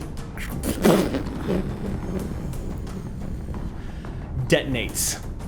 the warp core detonates right inside the electromagnetic eddy. And the eddy expands. There's a shockwave headed towards the Sally Ride. We need to get out of there and we need to warn the fighters. Sage? Ensign, get us out of here now. Yes, Captain. Make a piloting roll. Chief? What's the difficulty? This is going to be a difficulty 4 check. And just to clarify, the We have no entire... momentum. Yeah, we have none. The entire time this has been happening behind us because we've Okay. been continually moving That's correct. already, correct? Okay. I'm assuming this is Control Con. It's Control Con, correct. I'm gonna have to use one of my determinations if it's a difficulty 4. We have no momentum. I'm going to spend Or you 3 can spend momentum that. to raise the complication range. You can also give him threat and do 17. the same thing spending momentum does. That's an option. But even then, it's like just 3 die. I would have to crit at least 1. I'm gonna use my Valley. The faster I fly, the more I'm free. That's That a good one to use right now. Makes sense. All That right. applies. Difficulty range is increased by 3. Chief, Or the- prepare to the hail the complication Falcon. The Peregrines. So go ahead and make your roll. 17 or higher is a complication. 5 successes. Wow. Okay. Wait, 1, 2, 3, 4, 5. Yeah, 5. Because I'm assuming I can use my focuses here in helm systems and navigation. Yes. 5 successes. Okay. So wait, we get how 1 much? momentum back. 1 momentum? Okay. I want to get out of there. I'm in panic mode. Yeah. Yes, Captain. Lark, you see the shockwave coming. Sensors start to scream as suddenly this electromagnetic eddy, something is the warp core breach has triggered something inside the eddy. And this shockwave is unnatural. As it kind of ripples out, you all know immediately that Sally Ride is in mortal danger. Ooh. As the shockwave lances out in every direction with the damage y'all have taken to your shields and the punishment that the engines have had, you cannot get hit by this. And you lose all anxiety, Lark. You go into a state of no mind as fear sends you straight into no time to think, just do. Hyper focus. I don't You- even want to look at what happened. You angle the bow of Sally Ride slightly up, and as you do, you ride the wave. Sally bucks. You all go lurching forward. Everyone is going to be taking some damage here. As I'm going to do an impact on you guys. Everyone, like people. On the bridge, Individually? yes. Yep. Just Okay, on the bridge. Brings strapped damage in to my or body. something. Yeah, you're Yeah. strapped To my in. You're good. mind, You have a brings pillow. damage to You're my fine. I'm comfy. What about Talash in the holodeck? Good question. He's probably like, what is happening? Everyone on the bridge is taking 4 points of damage. I don't Four's have better the than kind 5. I'm very unhealthy. Just slightly, yeah. You see one of the ensigns goes toppling over the top of one of their stations. One of the computer consoles sparks and explodes outwards, and everyone rocks to the ground. Martinez, you're thrown to the floor. Rue, you're managed to able to keep yourself somewhat stable with your crutch, and it's what stops you from hurtling towards the helm and crashing into the helmswoman. That's good. You two are thrown from your chair. Everyone is just tossed about for a second as Sally, literally, her aft is lifted straight up, and you guys kind of sail as rippling effect as the ship kind of like a wave. And when she comes back down, Sally's listing slightly to the side, and alarms are blaring. I am saying structurally, I'm not going to punish you guys because of the hell of the roll you just made. But alarms are blaring right now. I am, however, going to roll on... That's going to definitely be a roll on the casualty table. So let me whip that thing out. Oh, no. Yeah, unfortunately. Wow, you guys did good there. I'm like, bridge crew, status report. And I imagine everyone's like, I'm okay, Ow. Captain. Ow. Yeah. That's fine. That's better. Ow. You can say ow. Probably like a As long as dislocated you're shoulder or alive. something. I'm gonna run a damage report. Need to hail the Falcons. Oh, yeah, I do. The Peregrines first. Keep calling them Falcons Wait. because Peregrines are. Four See how much things of damage. When are we at an injury? Like when our stress level gets to what? Or something. When it gets under a You take certain 5 or more points. Okay. Or if And we your only- stress track is depleted. Okay. Uh, Because I'm so- at 5 now, so that's Yeah. okay. If you had taken 5 points that of is damage so instead of sad. 4, you'd have to try to shrug it off. I'm a little weakling. I don't do well with physical pain, you guys. And that's why we're putting you in the exercise thing after the Strathian. Clerk says do some exercise. Why? Oh no, that face. Okay. Nah, we're okay. So we just lost half our crew. No, his face was very mean. No, I didn't mean it. Oh no. You're all possessed. Yeah, that table over there. Rue. A few moments pass, Lost people, I think. and all y'all can hear the alarms blasting at Sally. Red alert still going off. Smoke is being withdrawn from the environmental systems are pulling smoke out of the bridge area immediately as the emergency systems have gone into effect. Computers are still sparking. You see one of the entire bridge panels is just kind of flickering on and off. One of the science panels is no longer functioning. It looks like it's just kind of flickered on and off. And you hear, Captain, this is main engineering. Jiv took a hit down here. We've got about 16 injuries. But the warp core is holding, sir. Any casualties? In engineering, we have 6. Casualties? 6 casualties, sir. Throlo, you're picking yourself up off the ground in sickbay as casualty reports are starting to come in. 49 injured, 16 killed. If I'd have rolled higher, would Jiv has been critically injured. No. Is it safe to? Okay. No. If I'd have rolled higher, would it have made a difference? I had to roll astronomically high to get a signature PC injury, and I did. Oh, good job. NPC injury, so... Eric, Yes? my kindest friend. Could you fucking not?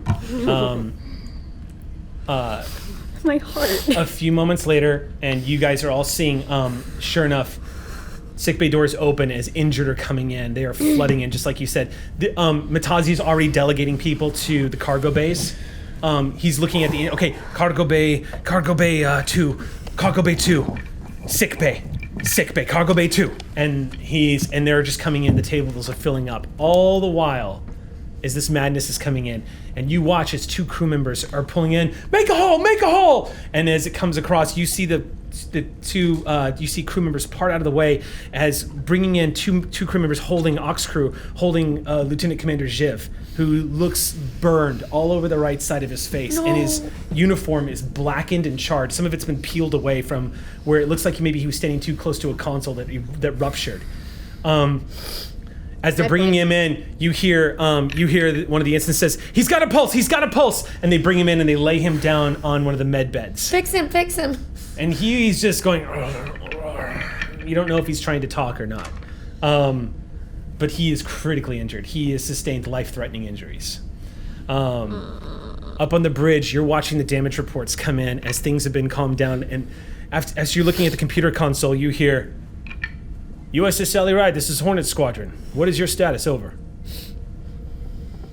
Hornet Squadron, this is Sally Ride. We've taken some casualties.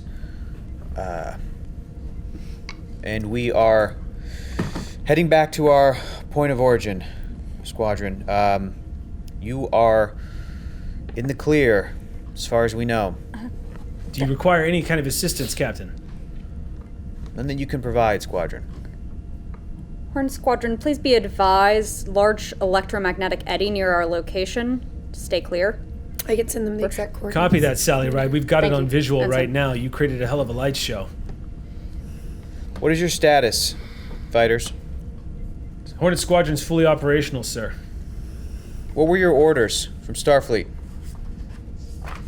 We received word, Captain, that there might be Federation starship headed our way to help us with the impossible incursion of a Klingon vessel that had intelligence that we were here.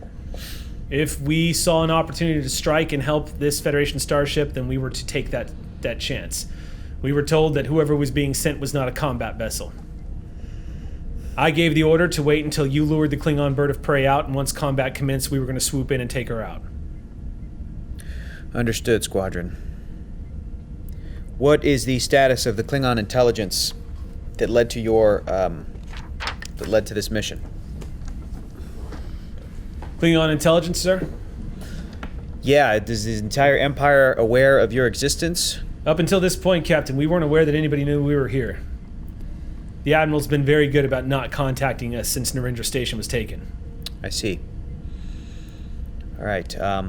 Well, I hate to have to do this to you boys, but I'm assigning you a cleanup crew if possible. Meaning there's now wreckage of a Klingon vessel. You might want to check again, Captain. On screen. On You screen. see what looks like a singularity has begun to open where that electromagnetic eddy is. There is no sign of a Klingon ship at all, but you see a ripple of effect. It doesn't look like a black hole, but there's some kind of singular effect taking place.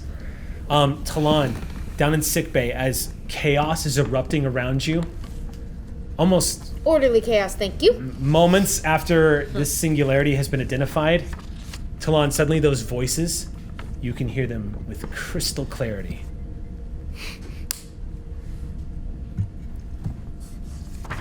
Am I awake though? You think you are, because you're standing next to yourself in the sickbay, looking down at your unconscious down at form. myself.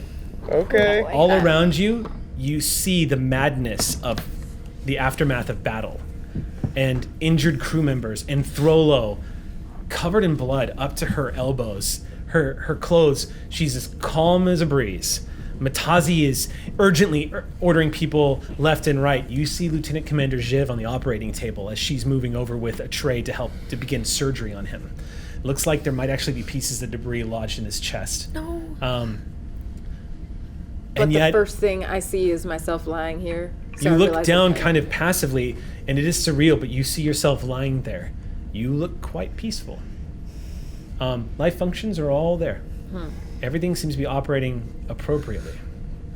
I try to touch my own arm, see if I can touch. You're aware of a connection, but you're not physically touching it. I call out Dr. Throlo. Dr. Throlo. She can't hear me. You hear your voice echo, often to infinity.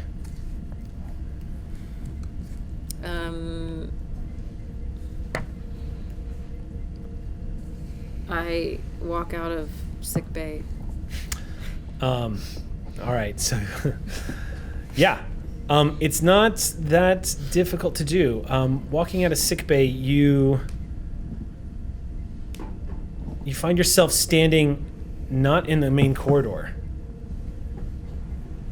You step out, and instead of a main corridor, you find a ripple effect taking place at your feet. Can I ask a question for clarification? Yeah. When Talon left sickbay, did her presence open a door, or was it like a dream-like sort of a phase through? What was that like? You're not aware that the door to the sickbay opened. Okay. But you are aware of stepping away from sickbay. It's like those weird moments in a dream where it happened. You don't remember how it happened, but you know it happened. You don't remember, you don't visualize it, you just know. You've stepped through the door.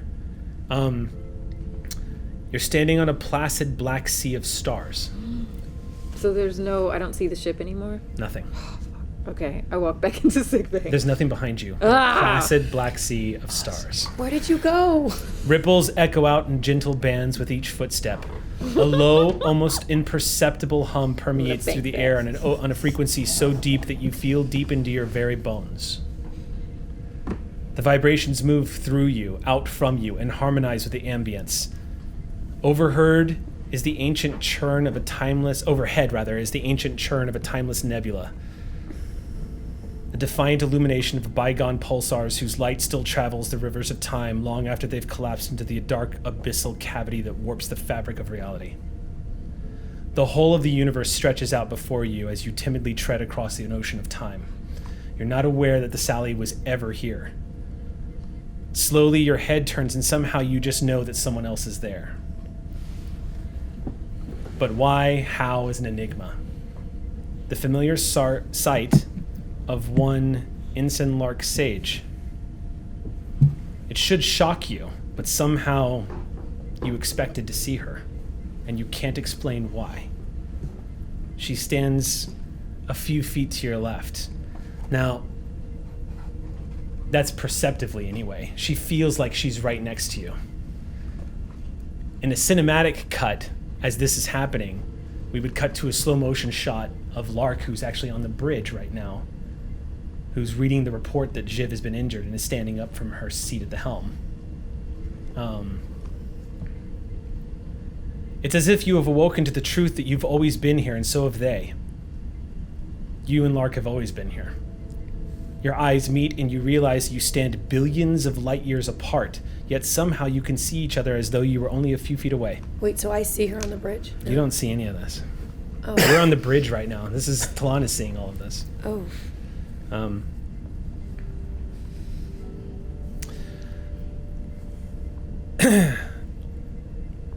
waiting for more. Again, Okay. there's another familiar presence. In perfect synchronicity, you turn in again, and you see your crew, your family. You see Throlo, who holds themselves as if they're taking refuge in their own heart. A single leaf slips between her slender blue fingers like a child gazing out into the world from its mother's arms for the first time. You see Rue, their hands at the center of their body where a brilliant smoldering red light glows, in the center of their being like the formation of a new world. You see Mala, whose form is little more than a dark outline seen only by the light that illuminate the edges of her body, illuminating her like the warmth of a new sun's eclipse. They stand before you looking back into your eyes and you meet theirs. And stepping towards each other, the ripples begin to form patterns on the surface of the water, and you all come together bound to one another. Then once more, you all slowly turn into a single direction to face Martinez, who is a lone man in the placid sea. He's aware of you, but he cannot see you. He faces all of you. Knowing you're here, he slowly holds out his palm where an ancient sextant, reflecting a muddy glow from its worn metal surface. As he holds it before you, each of you begin to feel what could undeniably be described as a pull.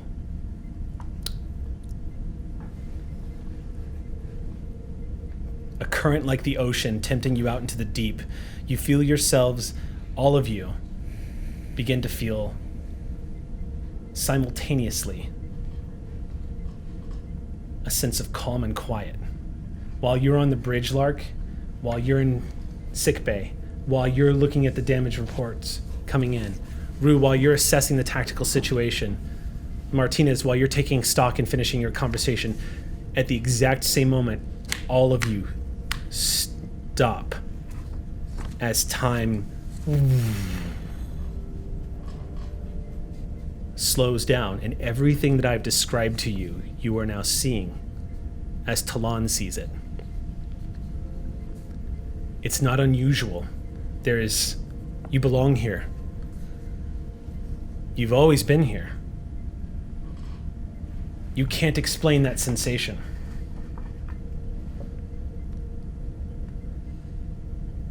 And you all step towards Martinez as he pivots in the other direction and faces the pull's direction like a vessel turning into the wind. A light gathers, and in that infinitesimal second that exists between the moment you see it and the moment you're all jolted back to your reality, you become aware that what you saw, a shining beacon on a celestial path that leads to a distant galaxy, the unmistakable, shimmering, revolving form of a Bajoran orb.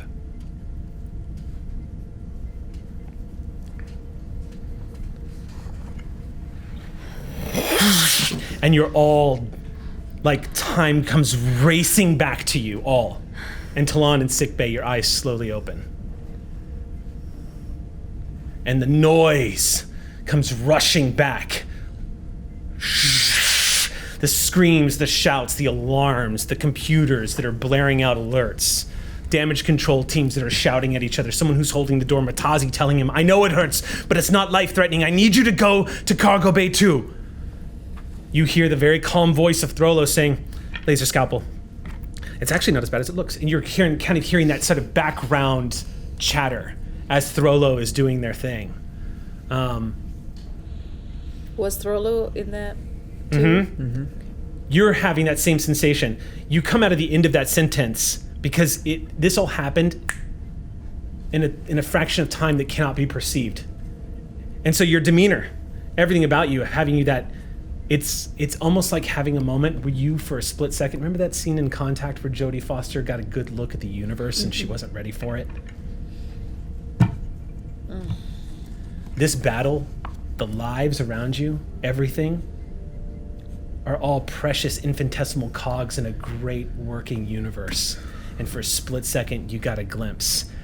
And you can't help but... And Throlo, as you exhale, you look down and you see Jiv looking back up at you conscious. And he exhales, just... And the two of you know you just saw each other. He was there too? He was there too. You can see it in his eyes. He just saw you there. And you see his life signs stabled. Completely stabilized. And you see one of the nurses going, "What? Wait, what just happened? Doctor, he's fine." Well, we weren't letting him go anywhere before he could help us figure out what that was. I sit up and It doesn't take much. You were strapped down, but Okay. you just kind of reach up. They were preventative straps. They weren't restraints necessarily, so you just... Doctor. And it's not surprising to see her.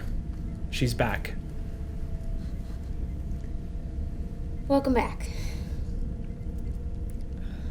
How are you? I am fine. How long has it been? Oh, a few eventful minutes. Shiv here, and I, and you, and... Has anyone else just experienced any psychic phenomenon? Matazi pauses and looks at you and says, has anyone experienced any mysterious psychic phenomenon? No one seems to reply to that. Everyone's complaining about physical injuries. One person says, I have a headache. Noted. Thank you. Please put that in the notes. And so Jiv does not, at the moment, require further critical intervention? Jiv sits up. You see the skin on his body. Untouched. What? The uniform is burned, just cindered around his shoulder. He's in good shape. Tellarites are pretty bulky. And he sits up and he looks at himself and says, I'm out of uniform. Frankly, you should be embarrassed. Yeah. He looks over at you, Talon. It's like seeing Jiv for the first time. He just looks at you and says, yeah.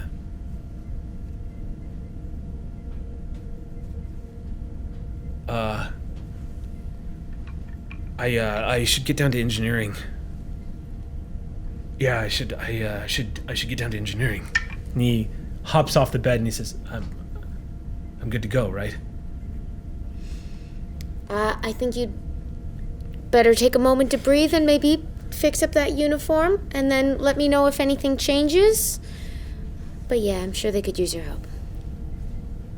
That's my way of trying to order him to breathe for a second before he goes straight to engineering. Okay. He stops and goes, You were there? And then he steps past Matazi, kind of shoulders past a few ensigns and looks back at you both for a split second and then disappears into the corridor. The conversation on the bridge comes racing back into your ears for a second, Martinez, as you hear, it is so inconsequential, hearing this report, talking to this person where you just were. It's almost like, it's like trying to put the ocean in a jar. It feels almost heartbreaking to return to the captain's chair for a split second. Squadron, hold for, stand by, Squadron, stand by for... Standing by, Captain. 1 second. Ensign, What? Chief, Rue. Are you guys tracking this? You hear the squadron commander say again before he cuts off. There is no singularity on the screen where one just was. Captain, I think I might have a concussion. Yeah, that sounds about right. Run a scan in the area for any Klingon vessels or wreckage or anything. McQueen says, are you all right? I don't know. Rue, Chief, Ensign. Captain? Did we just go somewhere? I've been standing since I heard the Jiv news. Me too. As that's happening, you hear McQueen go, "There are no other vessels in the vicinity, Captain. What the hell? No sign of wreckage, no sign of the singularity." Martinez to sickbay. Sickbay here. Doc, what's the status of Talon and Jiv? Lieutenant Commander can answer that for herself, I'm happy to say. Captain, I am fine. Fine. Did we just Yes. go somewhere? Lieutenant Commander, Doctor. I believe we may have all experienced some type of something. Something, okay. So I don't have a concussion. You still might, Ensign. Oh. It was a tunnel I've never seen, that's for sure. All right, Doc, just continue to see to the injured and... I'm happy to say that for reasons I'm excited to look into later, Jiv is very much with us and on his way to engineering. If you could slow him down and maybe just look after him, I think he's all right. Permission to go to engineering, Captain. Yeah, granted. Captain, are we currently I'm running. are we currently in combat? No, we're not. Lieutenant Commander, if you're up to it, you can head back up to the bridge. But I think we have a bit of a breath right now. Captain, what was that last? I don't know. And the ship was... The Klingon vessel was disintegrated in the singularity. There Oh. was a singularity, and now there isn't one. We're trying to figure it out up here on the bridge. We'll get back to you with all of that as soon as we figure out what the hell exactly happened, Doc. In the meantime, you just keep doing your job. Right. And that's where we're going to go on break. What? And you were there, and you, and you were there too. So we'll be back in 10 minutes, guys. Stay tuned, find out what's going on the poll part 4. See you then. Welcome back, everybody. Back from our quick little break. We're going to go ahead and just jump right back into the game. Martinez barfs. Martinez throws up. Sage barfs because when she sees barf, she tends to barf. It's a puke chain. Everyone's you just barfed, like, you barfed. The whole bridge. You gotta get a cleaning crew. It smells real gross. Bad. All right. It smells like blueberries. I wonder why. So we're going to do a cut ahead.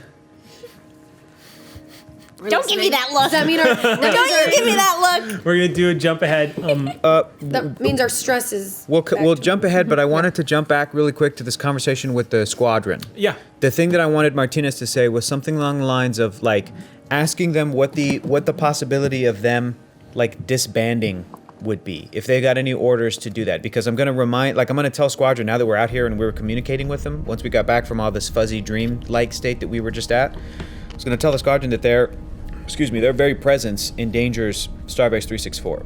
That yes, we got lucky apparently and we're able to eliminate this Klingon vessel that's operating out here, but if another one comes by and see, we're going to have the whole thing all over again. So I'm going to talk to the squadron leader for however many minutes, whatever, after we're all cooling down, just to be like, look, our idea was to come out here and let you know we can keep sending Starfleet vessels out here to protect you, but your very presence alone at this time is going to endanger the situation that's happening at Narendra. So I'll tell them, like, if there's a possibility of you leaving this base, leaving the fighters, trying to even get rid of evidence, trying to whatever the procedure is for that. If this is already kind of black ops, you know what I mean? If they have a procedure to just like wipe down and then bounce. So I would want to just like let them know and get any kind of information. Okay. As to what they could do to help with that. Squadron commander is willing to come on board and talk to you about it directly. Okay. And he's going to I'll send take the rest of the squadron back to Hornet's Nest. Okay. Then I'll talk to So them. they yeah. all return to the rings. All 17 of them, and then one flies into into the landing bay. Which you guys have Okay. in the shuttle bay. Okay, great. Cool. just comforting myself. Thank you. All right. So a Peregrine fighter flies in and lands down in the shuttle bay area. I'll be there to meet him. All right. So you're waiting for him. Yeah. Stepping out of this Peregrine fighter, you see this ramp. So first of all, I should describe Peregrine fighter is a wicked-looking little ship. They essentially look very hawkish in nature, much like their name. They also have phaser pulse cannons and micro torpedoes. So these things are the modern. This would be the Starfleet equivalent of like an F-35. These are like hardcore, highly advanced military fighters. It's very likely that if the squadron had reached that bird of prey, the bird of prey wouldn't have stood a chance. You know that these particular fighters had been in production for a while. This was, again, the initiative that started the Peregrine Fighter initiative was the Borg threat. I mean, that really kicked in a lot of the military development in the Federation. Seeing this thing up close, you can now see what would be the culmination of brilliant Starfleet engineering and using all of that scientific power to engineer an efficient flying defensible fighter. And then stepping off, you see not wearing like a standard Starfleet uniform, but a flight suit, sort of like the silver lined with the arcing the Federation symbol off on the side and the ranks, 4 pips on the collar, stepping down out of the bay of the Peregrine Fighter, and removing a helmet, which looks a little strange, not your typical helmet, probably to compensate for a species. But you see, kind of slides off, and he pulls it off, and you see, standing there is a 6'2" Andorian male. He has a shaved head. Looks like he's buzzed it down to the roots. Cool. He's probably, I would say the equivalent of about maybe mid 40s. Okay. Stupid sexy Dorian. I don't know, man. So there's all these hot guys out here in space. What the hell, man? I need to go to space. People Light with blue shaved eyes. heads are always hot. Go see Black Panther. Light blue eyes. Or watch our show. My God. He has light blue eyes and very pronounced ridges. Of course, he has the antenna as well. And his skin, his blue is a little bit lighter than normal. Because it always, just like Earth species, Andorians have variations of skin pigments. And he walks up to you and gives you a salute and says, "Captain Tassim Vor, Hornet Squadron, Commander." Captain Bohr, welcome aboard. I'm Captain Martinez of the Sally Ride. Well, it's a pleasure to meet you. I've heard about the Sally Ride. Well, I think then you've been doing your job because we have not heard of you, so wish I could I've been doing my job, return the favor. Yeah. Why don't you head up to the bridge and then we can have a little chat. Sounds good. He looks around and says, "Looks like you took a couple of hits, all right." Yeah. Is she all right? We lost some people, some good people, but we'll be okay. Yeah. He just sighs at that and starts walking in. He's like, "Well, I'm sorry we couldn't get to you faster, Captain. I'm sorry too. Yeah. My hope was is by the time we detected you, we'd be able to pull you out of combat so you wouldn't have to fight that thing." Well, the world is full of woulda, shoulda, couldas. Unfortunately, we can't ever peer into alternate realities and see how things played out there, you know?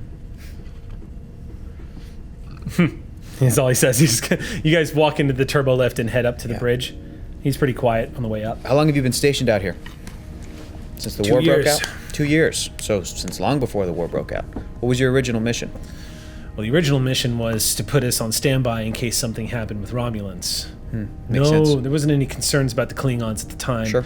But there was a concern that, from what I understand, seeing Klingons and seeing the Federation get closer and closer together kind of agitated the Romulans.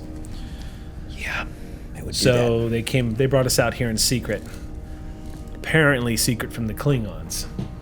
That I did not know, he points. But it's a good thing.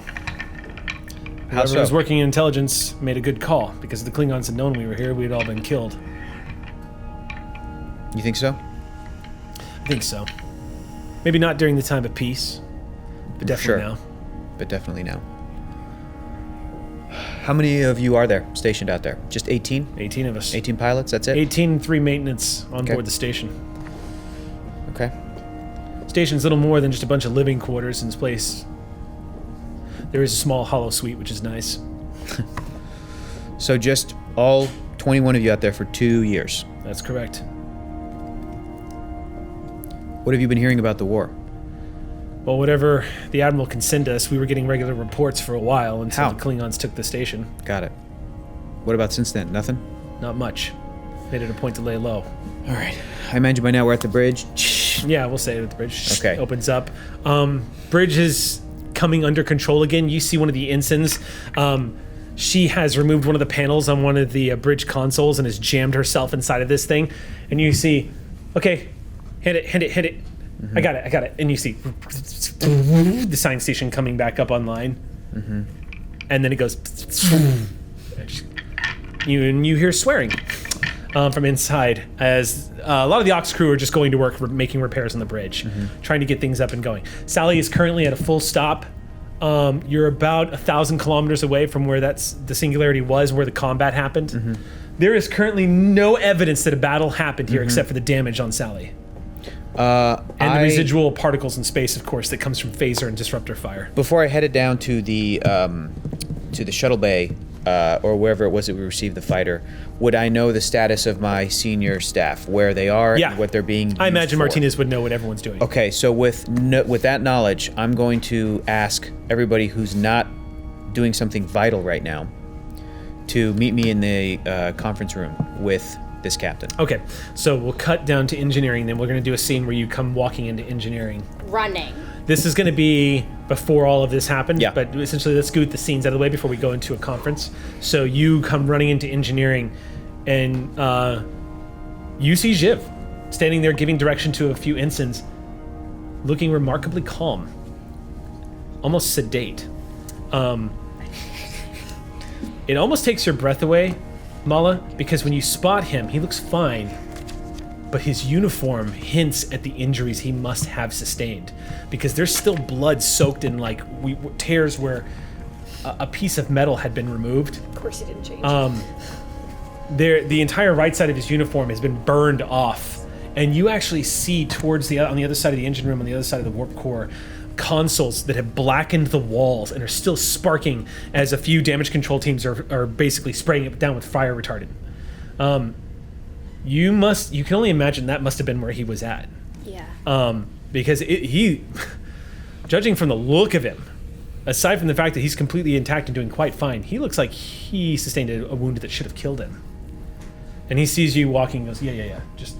Not walking. Okay, you run up to him? Running. Throw my arms around him. Aww. This is probably the first time any crew has probably ever seen me do any sort of physical touch to anyone. Mm-hmm. And crying. Okay. Jiv's typical gruff manner, you would expect him to shove you away and be like, stop that. But he holds you. And he doesn't move. Don't you ever almost die again. Do you hear me? He says, yeah, I hear you. A few of the ensigns kind of look and they go, yes, sir. And they move away, and the two of you hold each other for a moment. And he pulls you away and looks you in the eyes and goes, you were there? Yeah. I don't even know how to talk about it. I don't think talking is necessary.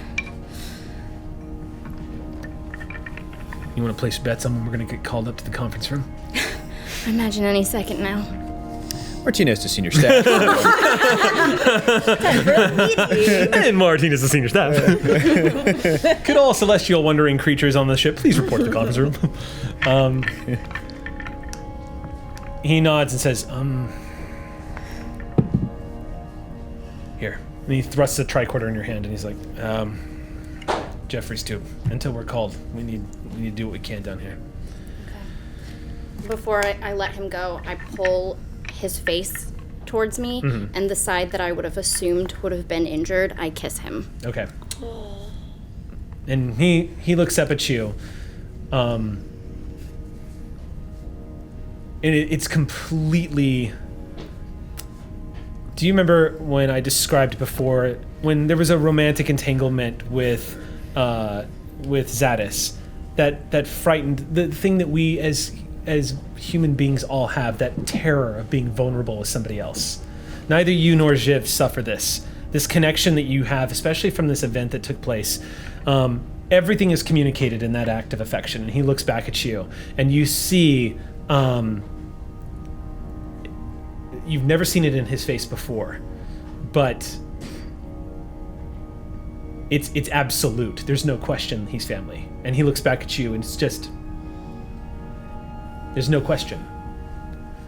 And he nods to you, and you feel some pressure on your arm as he gives you a squeeze and says, "Let's go help our girl." Yeah. I'm gonna let him walk a little bit further ahead, and I'm gonna tap.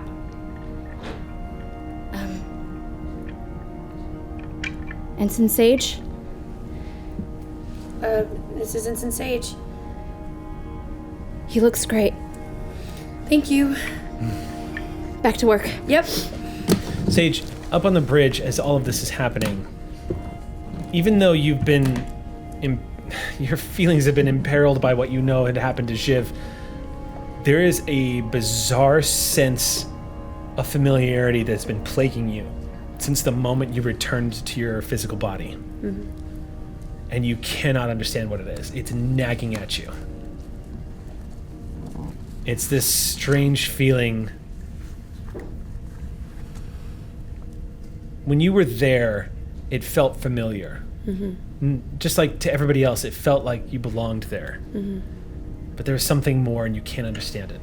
It's like when you wake up from a dream and you know you just had a dream, and then you're seeing it slip away. Yeah. And you see a couple of snapshots and then the wind takes them. It's kind of what it feels like. That's frustrating.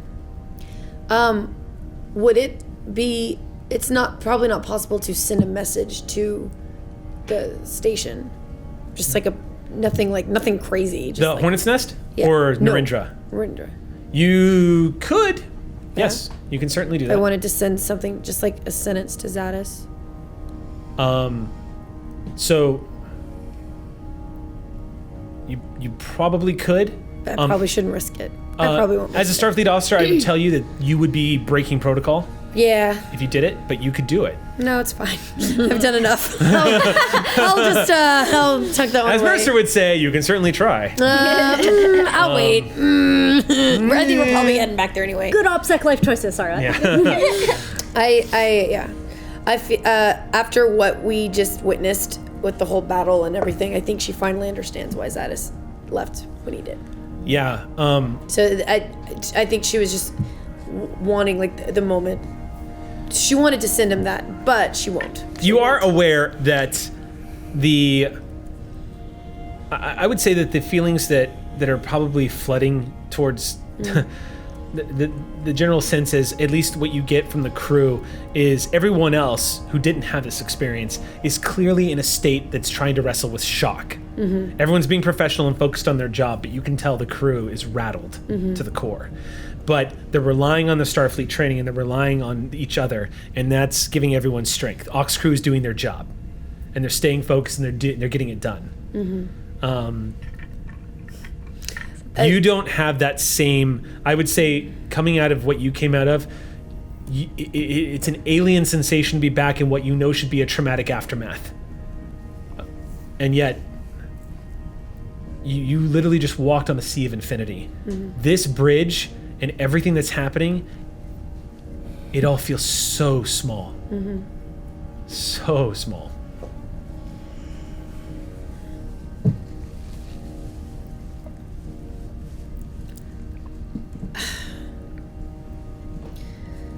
I mean, I feel like she'll try and help. Okay. Fix whatever needs helping on the bridge, especially the ensign that's underneath cursing. Like, I probably know, I'm like, ugh, well, they're doing that wrong. But, okay, so. But, I mean, I definitely want to help, but at the same time, I feel like, you know how, like in the movies where you have like that single person and everything is moving around it and everything is moving around them and they're just kind of standing still, yes. Like, yeah. I feel like Sage is probably feeling that, to where she feels like she's like in a sea of people. You're in a Wes Anderson movie right now. Yeah, I'm in a Wes Anderson movie right now. There is. I need my slingshot, like Swiss Army knife. And there's not any quirky music playing, but there's a lot. But everything around you is moving in double time, and you are moving in real time. Oh wow, what console? Wow. So, okay. All right. Yeah. We'll jump to the conference as everyone's starting to come into the conference room. We're gonna say Who's in this meeting? What's that? Who's in this meeting with us? So, with the conversation, the landing, the damage control, I'm going to put this meeting about 45 minutes plus after the battle. So things have been stabilized. Everyone's been ordered. You're being given constant updates, and you've ordered into the senior staff essentially into what's a debrief. Okay. Of the battle situation. Okay, so we're Sally all Ride is completely out of danger right now, and there is an Andorian fighter pilot. Everyone, this is Captain Tassim Vor. Tassim, this is everyone. Senior staff. Nods to all of you. I'm gonna try to have gotten out of this. Did you let me out of it? What's the status in medbay? There are she no need further to be life-threatening injuries. A lot of Then no, you're in this meeting because I want to roll this meeting right into another meeting. As soon as this meeting's done, we're going right into meeting number 2 about what the hell just happened. Matazi does have everything well in hand. Medical staff is not as strained as they were during battle. And obviously, They if could at any definitely point- use you down there, but Matazi says, we have the EMH doctor if you need to go. If at any point something happens, a patient starts to go under, or something in engineering, or whatever, something in science, we can all leave. Obviously, like emergency. whatever. If there's emergencies, obviously. Do you guys still have the EMH? Oh yeah. Or did you replace it? We haven't been. I don't know. That's right, you haven't gotten refit yet. No. So- Yeah. All right, so yeah, I still have the EMH if you want to use it. Do it. Use him. Let's have him back. He's like, I mean, it's all hands on Never deck. We met him. just lost 16 people. I've gotten to see you. There's no Do the resource we thing. have that we're not using in the sick bay right now. Doctor, I need you up here, but be sure to set up that emergency medical hologram before you leave. I want to Do hear the him. I want to hear him up and walking around. How'd that I know we got that new voice chip in the EMH. How's it sound? It sounds like no, actually, it sounds like the old one. You activate it. Please state the nature of the medical emergency. I see you finally turned me on for the right reason. I'm glad you're excited. Well, I should get to work now. I'm sure you have new duties to neglect. And he moves past you and heads over Rude to and the sassy. Hologram sass. Great. Okay. Mr. Surgery's up to the level of your sarcasm. Hey, Andorian says. Burn. He does the Robert Picardo eye raise, eyebrow, good. that So rivals any Vulcan, and continues going to work. Excellent. You sustained a lovely burn. She'll treat it now. And he just starts giving all this sort of medical jargon, and also tells them what not to eat. Don't drink milk before midnight tonight, and just kind of goes down the list of everything, and then moves heartlessly on to the next one. Like the 23andMe health thing. Also, stay away from inflammatory your foods. cholesterol could be very high if you eat have cheese. a high And don't risk go for cancer. flying or swimming in the holodeck anytime soon. So then we're back in this meeting. Yeah. Sorry. Introduce everybody to Throlo the walks captain. in last. Yeah. Throlo, you see this room and a Andorian pilot in a black pilot suit. This thing looks like one of those cushioned full body suits. It has sort of like the gray lining going all around it, sort of like a body armor almost for impacts, perhaps inside the cockpit or perhaps in an emergency landing. But it's well fitted, and it just has a simple Federation symbol that he's got tagged as communicator, and the 4 pips very obviously positioned on his collar. Captain, can we get you something to drink before we start? Water would be great. Okay. I'll get it. All right. Is no one getting it? I'll Yeah. get it. Okay, go ahead and bring it Captain, back. the ensign does make a mean cream soda, if you'd be interested. I've never heard of cream soda. All right. Why don't I you- bring him both. Yeah, thank you. Thanks, ensign. Remind me to tell you about the time we went 3 weeks without a replicator. Federation food packs don't expire, but they should. Oh. I thought you were about to tell me that you just, grew potatoes out of your poop or something. We just ate each other. What? There were 12 members Yeah, previously attached to the good. squadron. Yeah, It's very Very funny. dry humor this Andorian has. yeah, you see Yes. a kind of a wicked smile on this crooked side of his mouth, and he says, "So what's your story?" I finally realized he was joking. The story, Captain, is that, I don't know if you're aware, or your team is aware, but Narendra is currently under the control of the Klingon Empire. Did you know this? We suspected as much Okay. when the Admiral's messages started becoming a little Yes. more...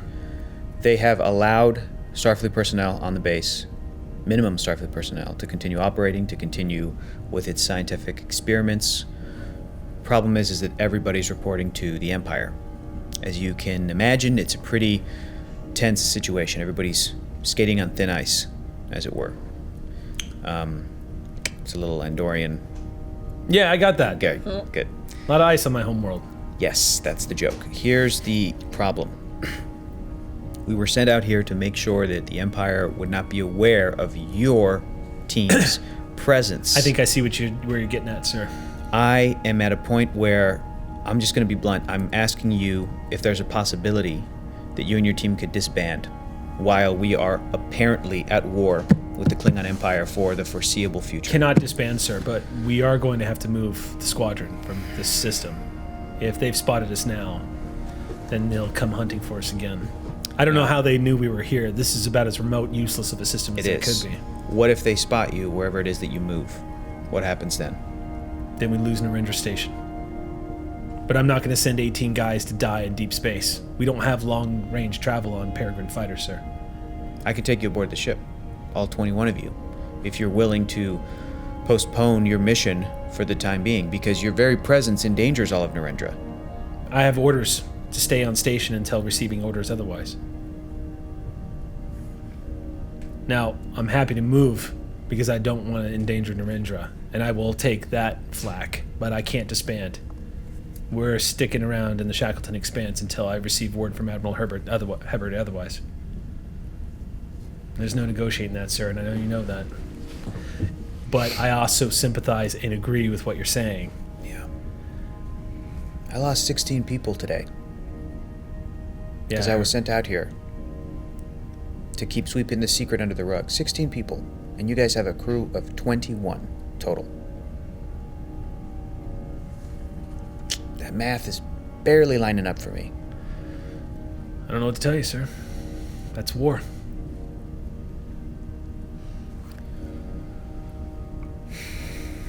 All right. I'm going to ask everybody in this room for their honest opinion, and if anybody has any ideas, solutions, suggestions, thoughts, feelings, anything, I'll start. please. I understand this is a science vessel and you didn't sign up for this. I can tell that much by the way you got your ass kicked by that Klingon. Of course, I don't think the Klingon expected to get its ass kicked right back, so that was a hell of a Rue fight. finally looks up from what they're sketching Okay. at that getting their ass kicked. We all saw y'all take the hit. It's why I dispatched the squadron. I don't think it's fair that you were sent into that, but I don't think you get to choose your fights when someone declares war on you. No, you don't. But in a time of war, you have an opportunity to not exacerbate the situation.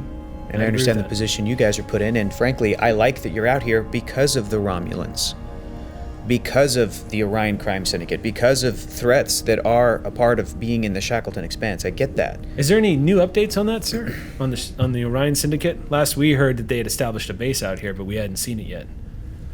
That's news to us. No updates. No updates at all? Would love to get the intel on that base. I'll give you everything we got. I imagine that they're laying low because the Klingons are at war with the Federation. Anybody who's not a major power in the quadrant is probably keeping their head low as not to attract Exactly. Klingons. Exactly. Sir, what is the latest update on Dominion forces? No idea. None. We lost contact with Starfleet headquarters. We get to Narendra. We find out that it's taken over by Klingons. And then we get a secret mission to come out here.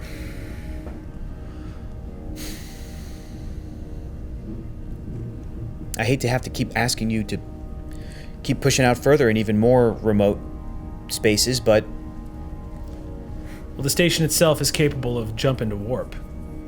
Can't push past warp 1, so it'll be a journey. that's good. Well, it's good that the entire station can move. We're a mobile platform. Think of it like an aircraft carrier, Sure. so to speak. I'm glad you're just not like a cavernous base located on some moon or something. What? That's a common base. That's like a normal thing. We all just look at you. All right. Well, Captain? yes. Captain? Did the Klingons make contact with you? Do we know who they were? I can tell you what we picked up on our sensors when they came into the system. What'd you get? Well, ship was called the IKS Yakul, and as he's about to say the rest of the sentence, you hear, "Security to Captain Martinez. Martinez here. What is it? Sir,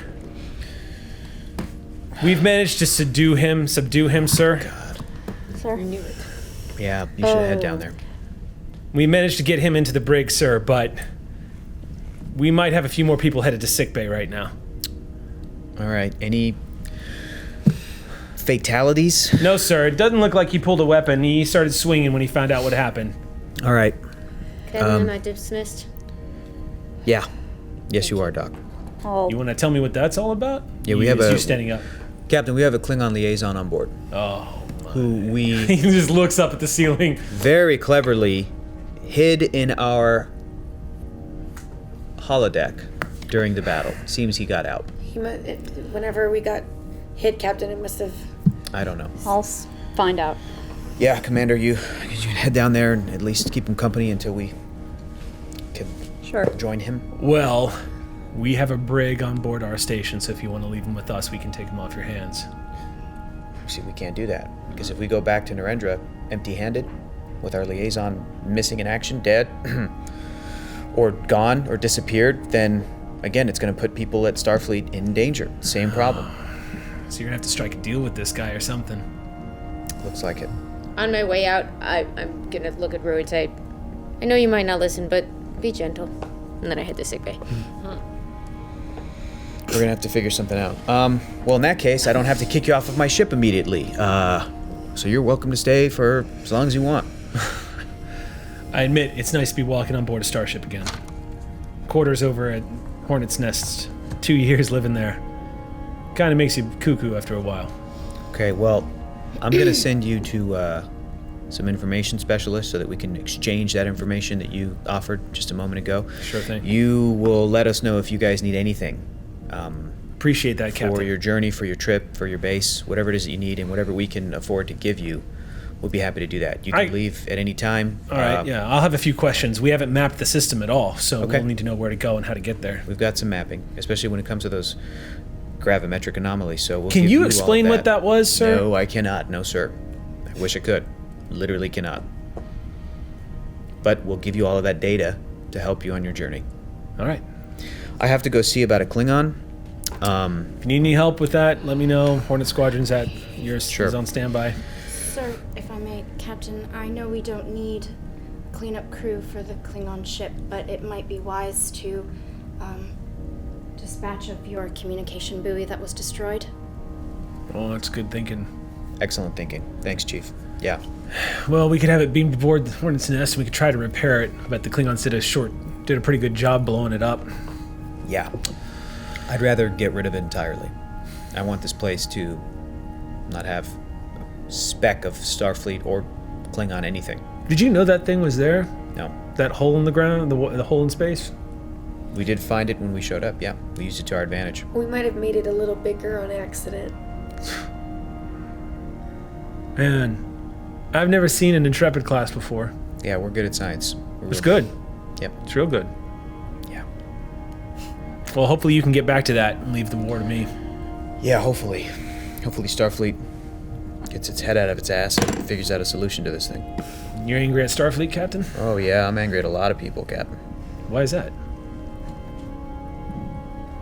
Tell you what, if you need anything else on this ship, you just go ahead and let me know. But in the meantime, I gotta go get to work. So Roger that. He stands up. appreciate you coming to our help out there. Of course. Just doing my job. Yeah. If you need anything else, let me know. Hornet Squadron's at your command. You got it. Same. Commander? Nods to you. I had to leave. Oh, you left? Yeah. Oh, okay. I thought you were giving me that was looks. that. All right. So it's So he just nods to the three of you then. And, Four of us. Four. Yeah. Doc is gone, Commander's gone. yeah, so he nods to the three of you. Great. And then Four. Huh? One, Captain? two. Oh, you already Four. said goodbye to the captain. I so see. the three of us. Yeah. Bye. I see. Did he like his cream soda? Is the more important question. It looks like that conversation distracted him from his drinks. He stands up and walks out of the room. I just lean over the table and grab Not it. gonna let that go to waste. No Yeah. way. Are you kidding? It's my new recipe. I know. About that time, the door, as he's walking out, Jiv walks in. Just looked at him go. Another Andorian. Yeah. The doctor see that? Yeah. Just checking. He walks in, slides into a seat and says, did I miss the meeting? You look good. Glad to see you're in good health. I still haven't had a sip yet. Yeah, he's Pass got it to him. He's got his new a new uniform on. He says, "Thank you." You missed one meeting, Shiv, but we're about to start another. Was that the squadron guy? Yes, that was. So we're going to share some information. He's going to tell us if he needs anything, and they're going to move their entire base. Now, All right. I gave that's the it best to we can you, do. by the way. I gave you. Thank you. We're going to get the doctor and the commander's input here in a second, but at least with the 5 of us here, Talash knows he's in the brig. He was mad. So How much I does he guess we knew know? that was gonna happen. Does he know about the squadron or the Starfleet asset? Or does he just know that we went to battle? Like, if he doesn't know about I don't know. them, Let's figure out a plan before I head down there and talk to him. Captain, we could tell him that we were caught by surprise, just as we could tell him that, Yes, we could. and we had to defend ourselves because they shot first. We could also claim that it was a cloaked Romulan vessel that attacked us. I need alibis now for what just happened, because it seems as if there's no evidence of a Klingon vessel at all. So we got out of this completely intact, and if we can keep this up, Narendra's safe. if he looks at any of the damage we have, Captain, it's obvious that it is made by Klingon disruptors, not Romulan. Well, we could falsify that. That could be done too. Yeah. I But don't it think would he's... mean we would have to leave some of Sally's wounds open. But it's not like Talash is going to put on a suit and actually go outside and look at it himself, right? He can do Well, a I'm mostly scan. thinking about what happens when we return to Space Dogs, sir. Correct, Because correct. they're going to take a good look at what happened. So we last. can falsify that. We'll have to leave some of the wounds open, which is fine as long as it's not vital systems. And hell, even if it is vital systems and we're just heading back to the station with our tail between our legs, fine. Because then at least we'll have evidence of a battle and we can pin it on the Romulans, if that keeps the peace at Narendra. So we can falsify that. So that's what I'm leaning towards. Is there any other ideas, anything else we can do? Any other... Captain, at the risk of overcomplicating this alibi, we need to know what Tolash knows so far. If he is in the brig, he knows something that made him unmanageable. I know. We should just probably send somebody down there to talk to him then, right? The commander's on their way. His eyes widen and said, I said talk to them. Yeah. Yeah, about that. Chief? I'm gonna regret this. But permission to head down there as well. I might be able to tell if he buys it. Look at you. Yes, I think that's a good idea, Captain. Well... Yeah, I mean... Yeah.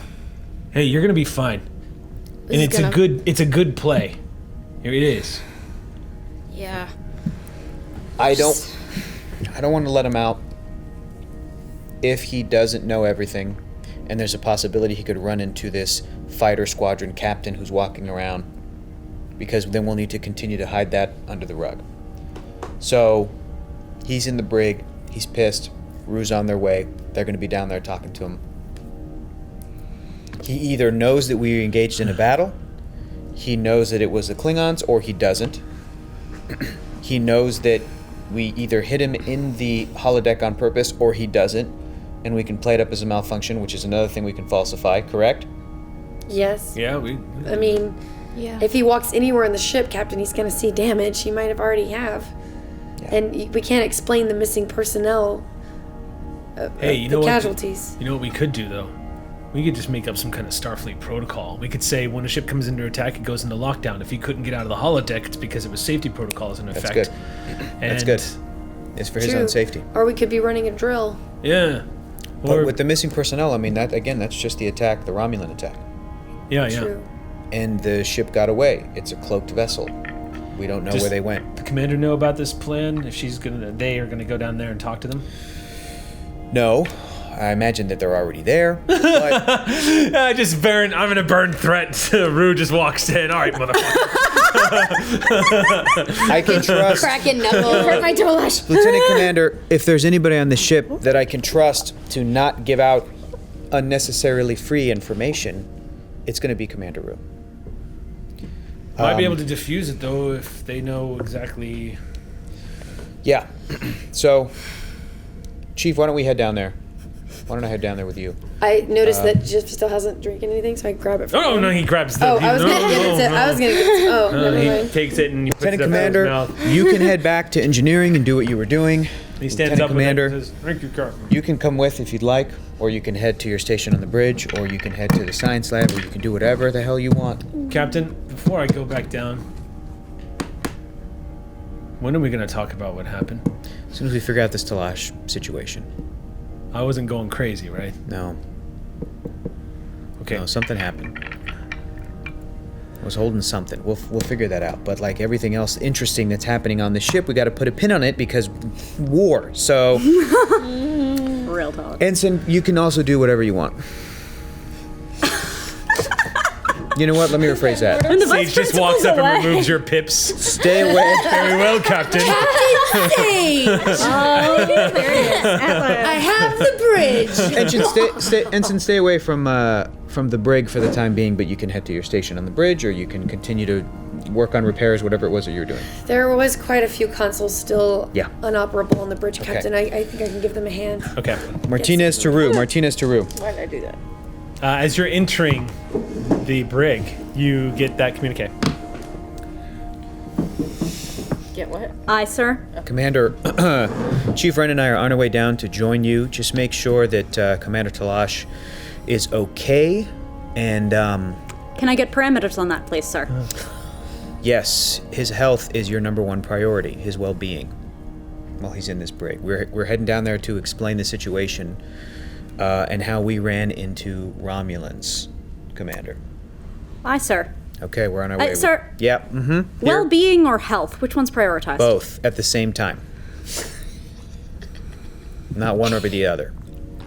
The second you think you're more concerned with his well-being than his health, then focus on the health. And then the second you think you're focusing too much on his health, go back to his well-being. Seesaw it. That's very. Aye, sir. It's a mini game.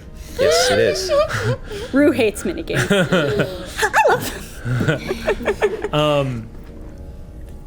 At that point, as Jiv is leaving the room, he says, "Captain, I think it's with your permission, I'm going to keep everyone on standby, but if it's all right, can we stand down from red alert?" Yes. Sorry, I forgot to give that order out. I've had a day. Yeah, let's head down to yellow alert. Yellow alert it is, sir. All right, yellow alert. Okay. Are we all heading down, or not all, but those of us who are going down to the brig, are Yeah, we all right gonna now. walk I down apparently get no together? fun, so... We're walking right now. Well, we are going to have fun! we are going to have a scene real quick because you're there. So you walk in. This is going to be just like that scene in The Dark Knight. Lights. I am justice. You see one of the security officers with a cut across her lip stand up and say, "Commander, he's in the brig now." All right. I walk up to the The force energy field. shield. You see the hulking Klingon sitting on one of the like the bedded area. He's removed the cushion and thrown it contemptuously onto the floor, and he's sitting on the hard surface, and he looks out at you as you walk up.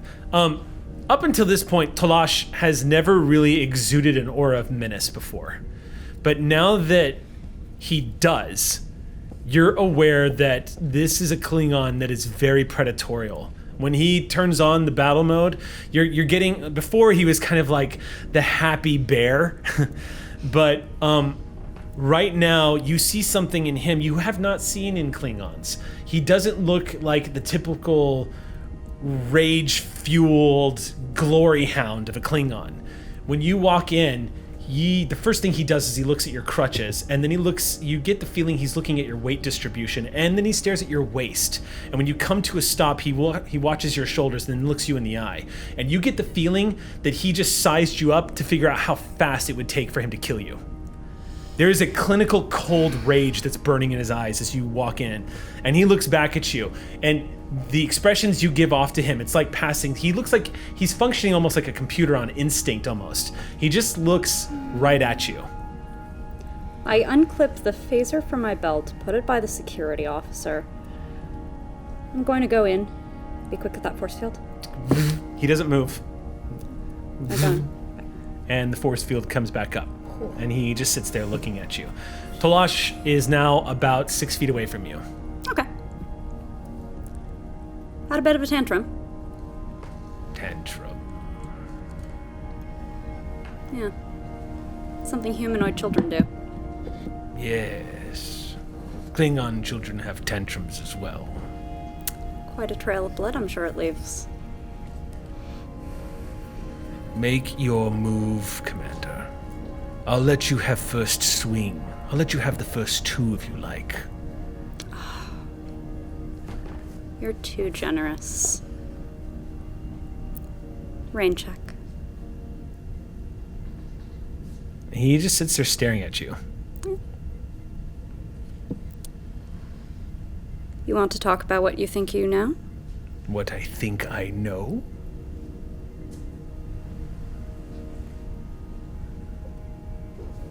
And he continues to stare at you. He doesn't reply to that. He just stares.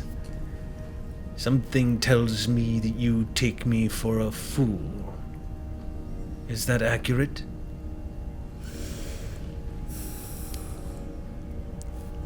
Less of a fool than many. Are you flirting with me, Commander? Any of your ribs broken? Would you like to find out? And he opens his arms. I don't see it, so I'll say no, I'm not flirting with you. You wouldn't see it. He stands to his full height. Klingons have redundant rib cages. It would take more than a few strikes from those sticks you walk on to fracture one of mine. You haven't seen my sticks. Are you sure about that?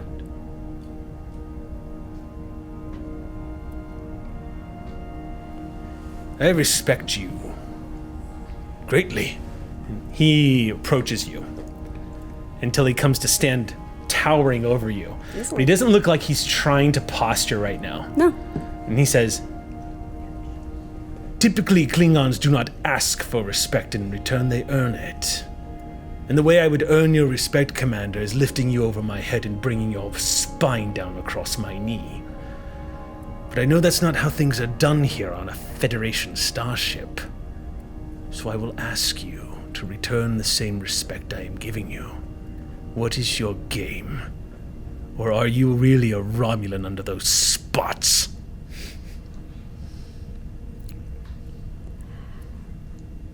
I realize I took off my phaser, but I would still have on me Sassert's knife. Okay. So, You just... blood runs red. He holds his hand out. Let me see that. The knife. Oh. This is a token. It will be returned to you. I give him the knife. He takes it. This is an Orion Raider's knife. Like I said, a token. He rakes it across his palm, and he sticks his hand out. There will be no lies between us. Not between us. His hand takes yours.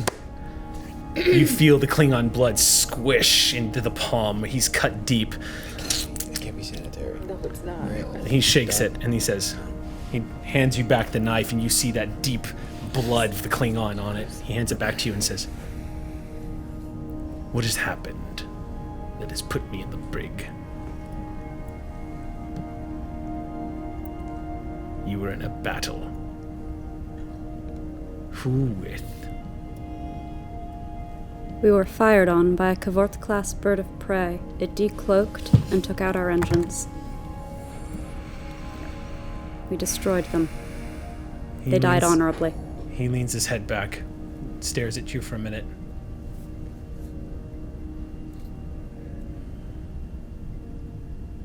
You destroyed a Kavort-class bird of prey. I'm very good at what I do.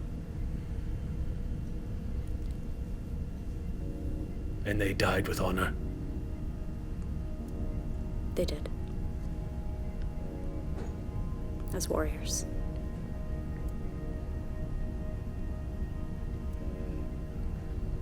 Good. They fought well. And so did you, it seemed. He puts his hands on your shoulders. You're still standing. So, now what happens? I don't know how much of that is up to me. I imagine could get in a whole peck of trouble getting fired on. We should probably discuss my fate then. He turns and walks and sits back down on the bed.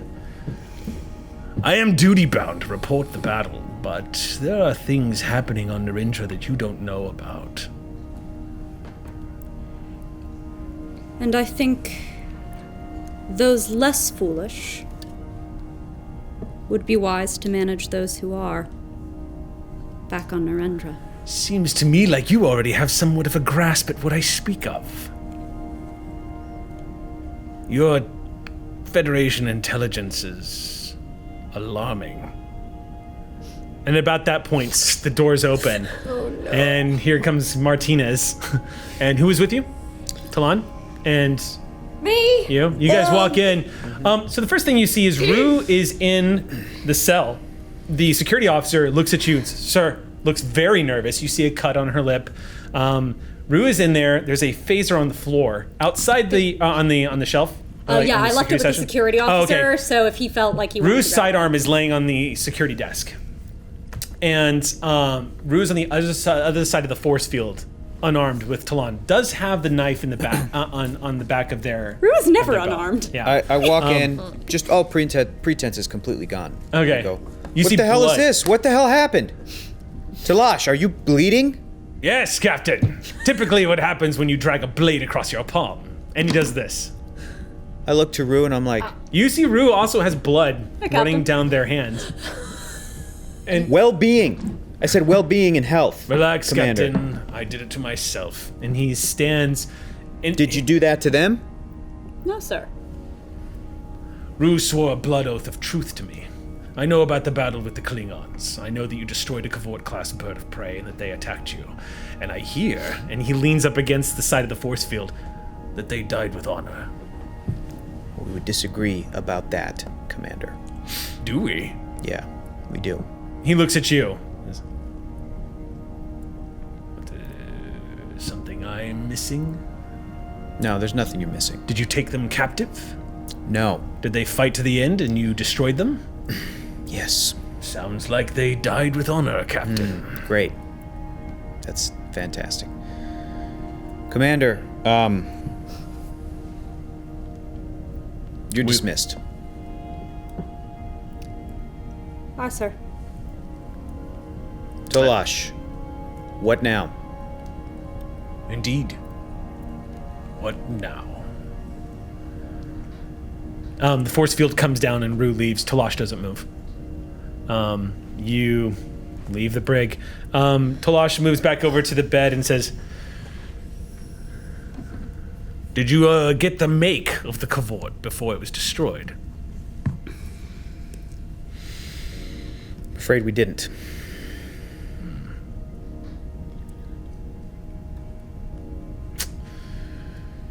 Not sure how to answer your question, Captain. I'm duty-bound to report this, but as I was telling your brave commander, there are things happening on Narendra that you don't know about yet. How could you? You haven't had a chance. The way you answer my question is you tell me what happens now. What is the logical sequence of events? We go back to Narendra, you report to your superiors, and what? The Empire kills every Starfleet officer on the station? Is that what happens? Not necessarily. Elaborate. Any sensor data you have on the Cavort you destroyed would be helpful. Could be nothing.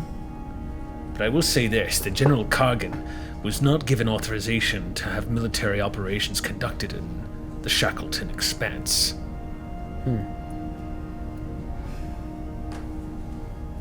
I'll be honest with you, Captain. He leans up against the force field and looks you in the eye dangerously. And he says, I've been looking for any missteps in Kargan and his leadership. I've waited on that station for years, waiting for him to make a mistake. Show me the sensor data, and I will tell you my story. I turn around and I say, Ensign, lower the shield. Ensign says, yes, Captain. I also want to do an insight check on what he just said. And I You don't rolled. have to. And Okay. being an empath, I'll give it. Well, I critted anyway, so. Okay. He's not lying. He's telling the truth, sir. He looks over at you. Look, the reason she's here, the reason I'm doing anything that I'm doing, is because I'm trying to protect Starfleet lives. And I know you probably don't believe me, I'm also trying to protect Klingon lives. I believe you. Okay. The name of the vessel was the IKS Yakul. The Yakul? The Yakul. He throws his head back and just gives out, you feel pure joy. Oh. As he I just take a step back from him. The Yakul! Yes. He leans forward and says, what do you know about the Duras family, Captain? Oh! Yes! Oh! Not as much as you do. Not as much as I do. Okay, so what happens next, Talash? You know this information, now what? My name is not Tolash. My name is Kolar. Son of who? Yeah, thank you. My family has a blood oath sworn for vengeance against Kargan. I've been spending years getting close to him, waiting for him to expose his allegiances. And when he was stationed out here in the Shackleton Expanse, I knew it was to be closer to his Duras Romulan allies. Is there anything left of the ship? No. There was a gravimetric anomaly. Some sort of a singularity. It completely overtook the whole ship.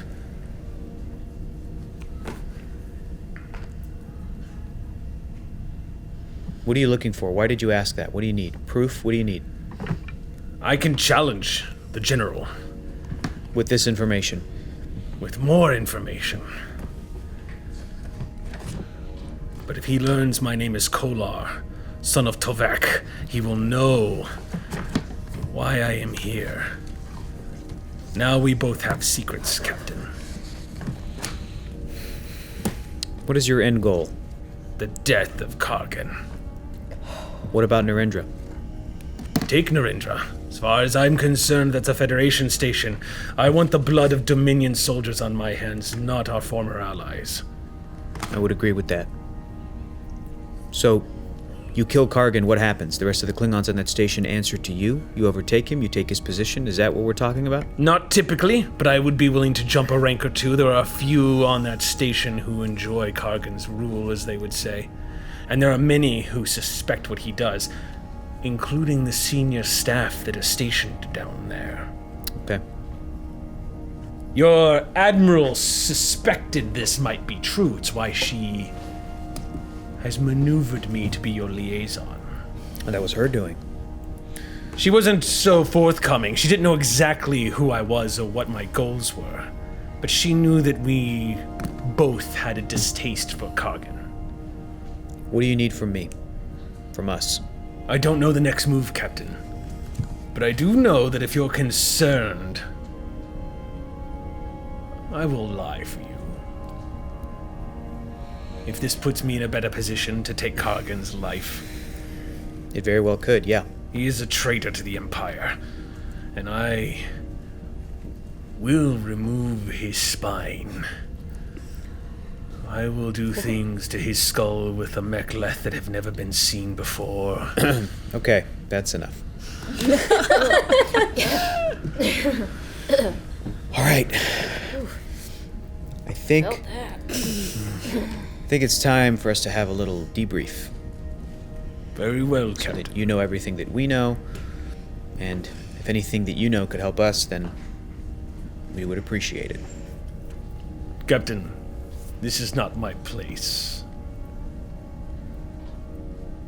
but I've been a first officer for some time.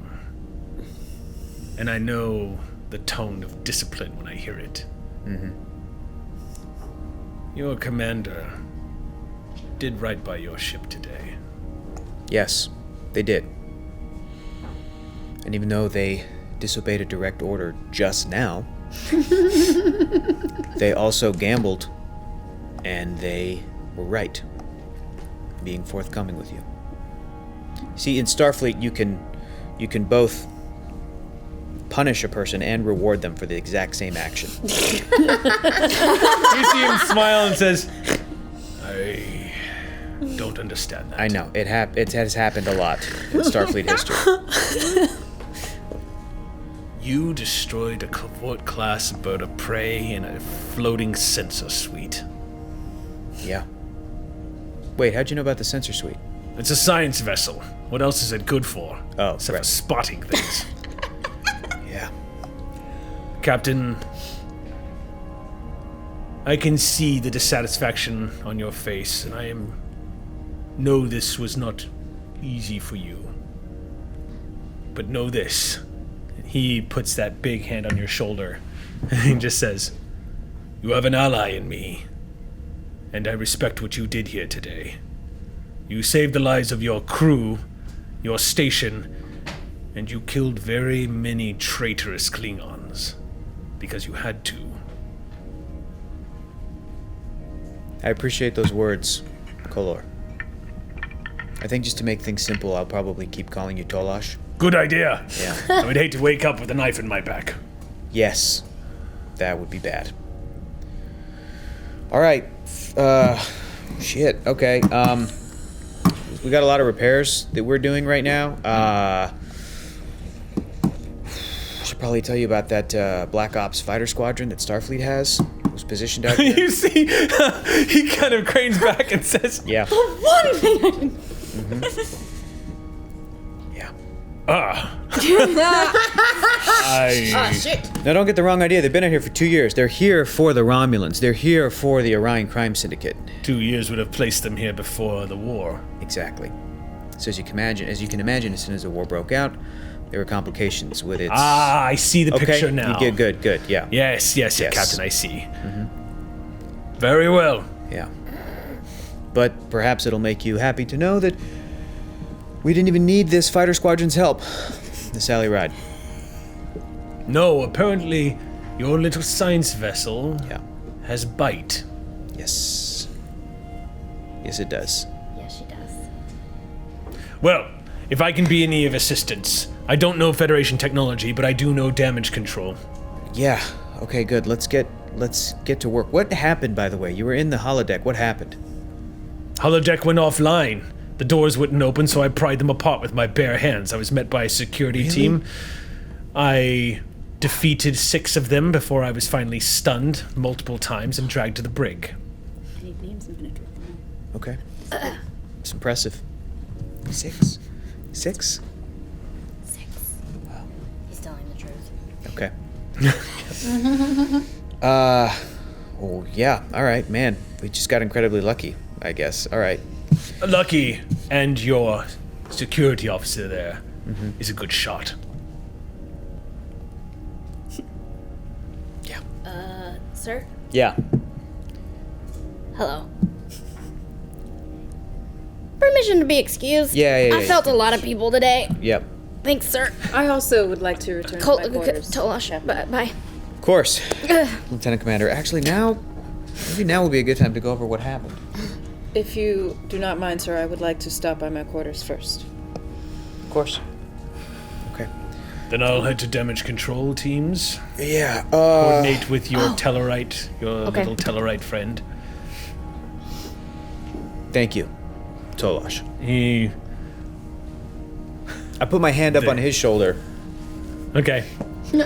and I say to him, "You have a friend in this ship as well. No matter what happens. For whatever it's worth." We will have blood wine when Kargan is dead. Why wait? I got a good stash. I take you up on this. Okay. I mean, it's the same one. Remember when you first arrived that same night? That we is a had good some- stash. Yes.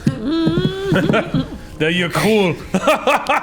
And he walks out of security. Why is that funny? Why am I laughing at that?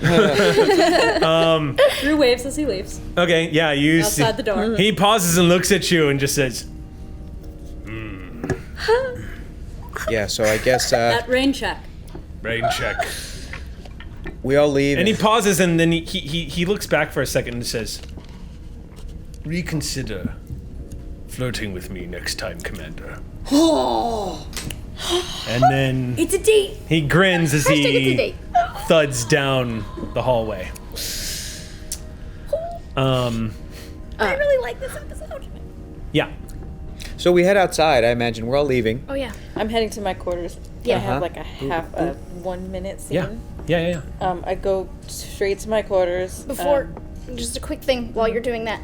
On your door, I have previously stolen some paper and pencils from one of our many meetings. On your door, you see, like, crammed a little note. Okay. So I arrive at the door and I pull out the note and I open my door, walk in and read it. Yep. It just says, "Glad you're feeling better. Sorry I didn't report it sooner. Thanks for everything, Mala." And I remember what Mom And was it's referring to. inside the note falls out like 900 pins. You're returning the I've pin. returned the pins that you put in my From hair. the dressing. All over. Right. That's right. I remember. Okay, so is all of that, so you're in your quarters now? Yes. So the pins thing happens, and I'm like, well, I'll pick that up in a minute because I am heading straight towards my closet. I open my closet. There's a small-ish chest with a lock at the top back of my closet. I pull that, open it with a combination, and inside there is a disc that appears to be made of wood or some type of heavy organic material, and it has beautiful array of like circular. It's almost like a sun, so I just hold it, or actually I don't touch it first. I just look at it in the bottom of the box, and I say, "Grandfather."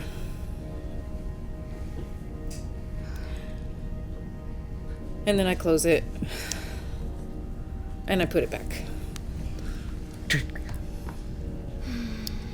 Slides back up into place. The small thudding sound as it hits the back of the closet gently. And then silence falls on your quarters. Meanwhile, Lark, where are you right now? I'm still on the bridge. As you are... But I'm probably tired. I'm probably going to go. You are on your back right now looking up at some of the circuitry. One of the ensigns is looking down in there with you. And Lark, something's kind of calming, but you sit there and you start humming a song to yourself as you're working. And you freeze. And you start humming the song to yourself again. And it's all involuntary. Your hands lower as you realize you kind of push yourself out and sit up instinctively. And one of the ensigns is looking at you surprised. And the first thing, it clicks. The song, the familiarity, and involuntarily you just say it comes out right out of your mouth, the words, Mother. And that's where we have to stop tonight. Come here, my Bajoran sister. Come here.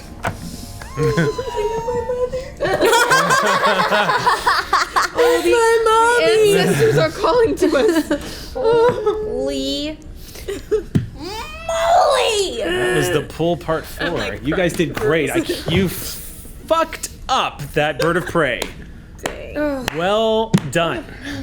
That was some impressive damage done. But I mean, honestly, utilizing the environment the way you guys did, that was pretty brilliant. And some field engineering from Elle McQueen. Yeah. Elle McQueen, some shield. I mean, everybody contributed. Everyone did great. And I'm really curious to see what Martinez's next move is with the value being challenged and then the vision. Like, I'm really curious to see what happens next, especially now that you guys realize that the tide might be finally turning heavily into the favor of the USS Sally Ride. things may not be as bleak as they once were. And right now, the scale has tipped dramatically against General Kargan. I love Talash so much. I know, me too. The best. And that'll be it. I don't want to be not here. What do I do? Yeah, so we're gonna miss you next week. No, this is my first time. I know. But we knew it was gonna happen. Don't worry. We'll see you back. Until then, stick around, everybody, because Behind the Shield is coming up at 7:30. We're gonna go have feelings about all this, y'all. And then, of course, as always, our beloved Gather Your Party is up right after that on Twitch. So stick around, and we will see you guys next Friday night. Until then, hailing frequencies are closed.